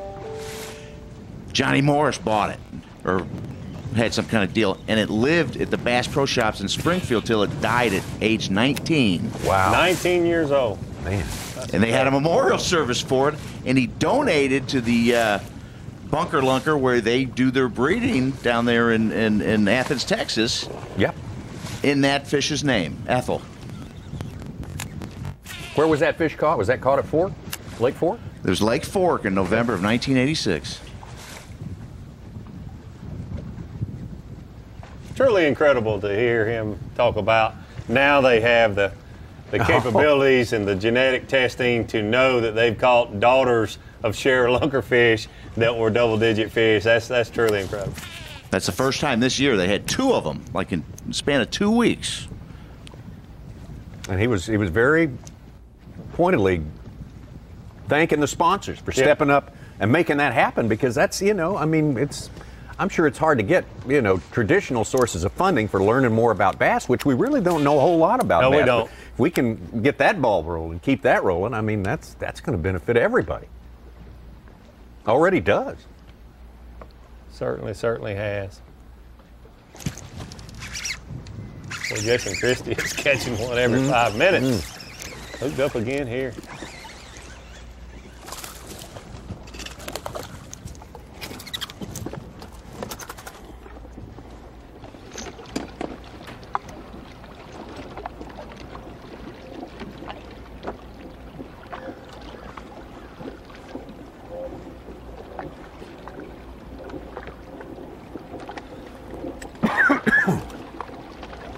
That's a popping frog he's using there. And something that last tournament we saw Dustin Connell doing a little different, although we would expect to see other guys doing in that event. Here, Jason Christie, unlike Hank Cherry and Brent Ayler, we see them fishing within sight of one another. Jason Christie doesn't seem to have any other people in the area that he's fishing doing anything, let alone doing the exact same thing he's doing, and that's something that's, if you're a tournament angler on day 1, day 2, you're catching fish good, and not having other people catching those same fish, it makes you really, really happy to see that one's a lot bigger. You're going to have most of those fish to yourself. You're not going to have to share with multiple boats.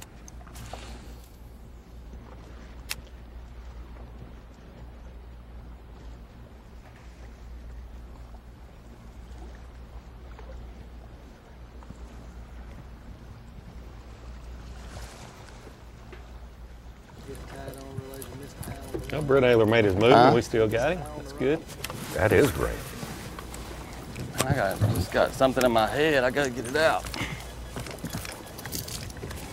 I did that at Toledo last year. My flipping stick, I missed an eye with the braid.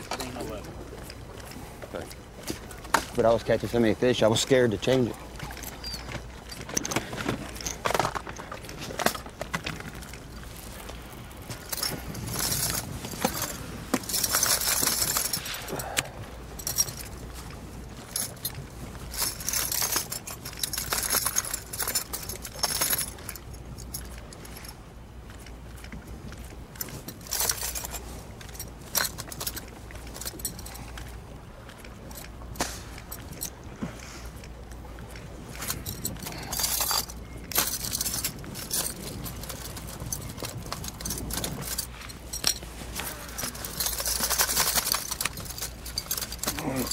Huh?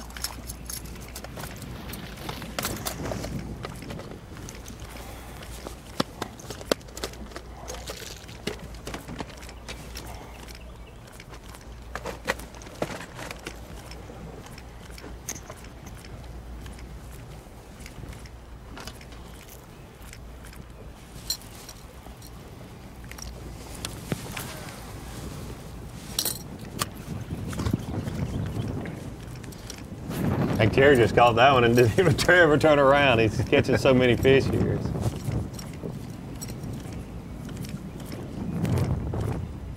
Shows you just how good Sam Rayburn is right now.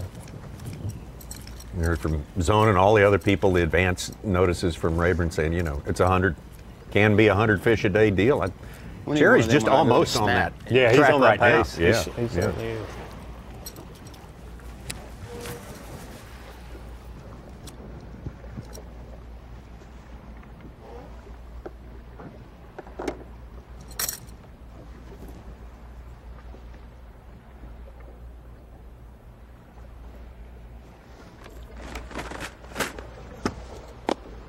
Interesting, we saw Hank Cherry tie on a different bait there. He said he had something on his mind. And Jason Christie doing the same thing. It's that time of morning, they're catching so many fish, they're just thinking about what they can do differently, a different bait they can use. Looks like he's tying on a buzz bait here with a swimming frog on it, trying to get a bigger bite, So important. And that's a big buzz bait he's got tied on there. It's going to be a commotion.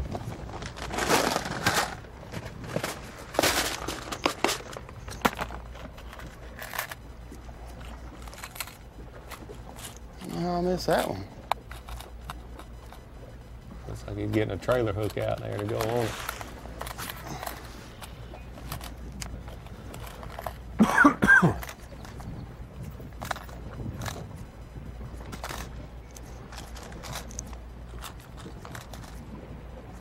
think it's a great move here, what Jason Christie's doing, and Hank Cherry. People watching live. We saw Brent Ayler. You're catching fish. Using different baits from the get-go this morning. There's always something back there.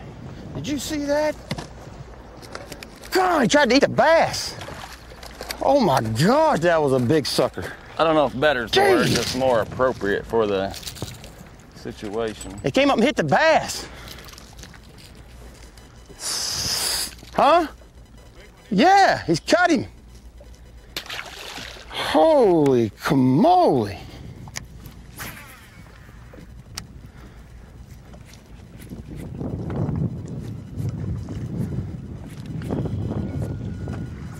Hopefully we'll get him to talk about it a little more, but Hank Cherry was reeling in what they look like a 12-inch bass, and another bass tried to eat it. That's the one you want to. Now he's got to go.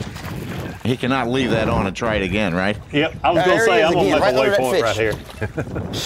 He just leaned down, I think.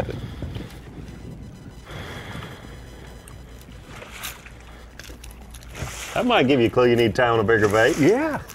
When they're eating the fish that you're catching on your bait. That's trying to. I'm making a waypoint right there, and I'm coming back there every single day. With my biggest swim bait. Yeah.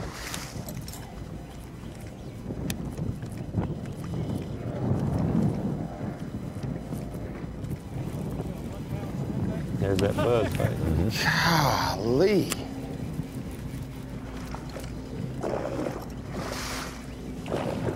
Is that not something? 2 different fish in a row he come up after the fish. Jeez. I got him marked.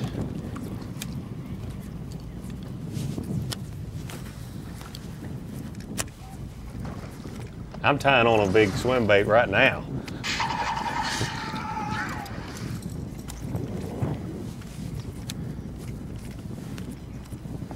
Golly. That was very, very close to being very, very good.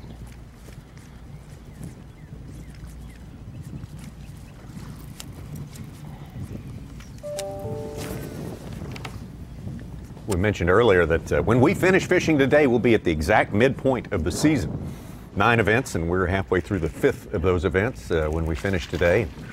Things that get more and more important, although they're important from the very first cast of the first day, is Toyota Bassmaster Angler of the Year. And the man in the upper right box there, Jason Christie of Oklahoma, is the man who has taken over the lead, the points lead in that race right now. And that's one of the big titles. Davey Hyde owns one of those titles, and that's a big deal. It's a big deal. Unfortunately, we got cameras with both of these anglers today, but we don't have service where Ott Defoe is, so we don't know exactly what he's got. But it's been a battle with these two the last few tournaments, and I think this will definitely continue on throughout the remainder of the season. 2 strong fishermen. Of course, we started on near Ott's home. They're on Cherokee Lake to start this season, and there's the full list of the top 12 right there. Hank Cherry is up in there. Jordan Lee, our classic champion, in there as well. Brandon Palaniuk doing very well in this tournament here, as is Todd Faircloth, who's moved into 3rd place. So Todd Faircloth, who was duel for that thing to the very end before on the Bassmaster Elite Series, looks like he's poised to try to take it all the way to the very end this time around as well. So, and certainly a guy that we need to keep our eyes on here throughout the event. Todd Faircloth, definitely one of the favorites coming into this event. One of the guys who lives here and always has, and one of the most respected anglers out there. Something tells me we'll be seeing him fishing at some point during the next 2.5 days. The wind has really picked up where Jason Christie's at, and it might be part of the reason why he tied on a bait, making more noise, more vibration. That double-bladed buzz bait with a swimming trailer on the back. Not so sure this is what he wants for the way he's fishing in this shallow water grass. A little wind always helps catch those bigger fish. I think Jason Christie mentioned that early this morning, but there'll come a point in time that that wind could do a lot of damage to you fishing along a shoreline like this.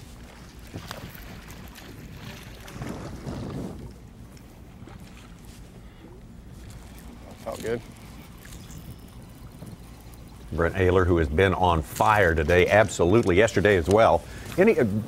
generally sticking in a little bit more protected place. We haven't seen quite as much in the way of bigger swells like we see with Cherry and Christie right there and all these places that Ehlers gravitated to. I guess they're just fishing the area that they've, found fish in practice and caught their fish yesterday. But I don't think the wind would hurt these guys as much because they're offshore a little more. And this jerk bait, I don't think the water will dirty up too much with them being as far offshore, especially with all the hydrilla that you see those guys pulling up. But Jason Christie would like for his water to be a little on the calm side like these two guys. Dinner.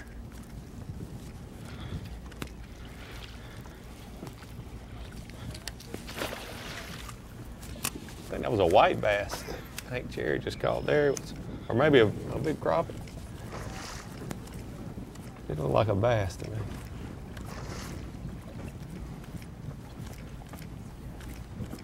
$10 o'clock local time now. I would say Hank Cherry will have 50 fish by noon. Yep. Wouldn't you say?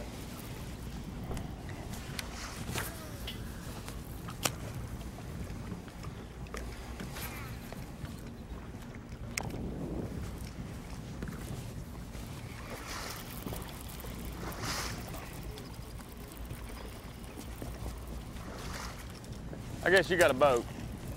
You got power poles on it? Dude, I don't know how you fish. I mean, like, they're out there just pulling in. Wes, we were really, really close to having a very, very big one. How many I've caught with power poles down? Twice. Bunch. And one of them little greedy suckers. Yep. I understand. Come up there and got it. Hank Cherry's still talking about that big fish. Yes, that one scared him, I think. He'll probably remember that for years to come. Certainly excited, and that's for sure. We're coming up on our break time after 3 hours of Bassmaster Live. We take that hour-and-a-half break. We'll break it off in just a few minutes and come back with 3 more hours for you, starting at 12:30 Eastern, 11:30 Central Time. Back on Rayburn, and man, we have been so blessed today with such great pictures, such great fish catches. We come to a new place, and we know it's remote. It could have been just Dave Terry and Dave Mercer, the only fish catching we saw today. But it's been much better than that. It will be good when we come back. See you in an hour and a half.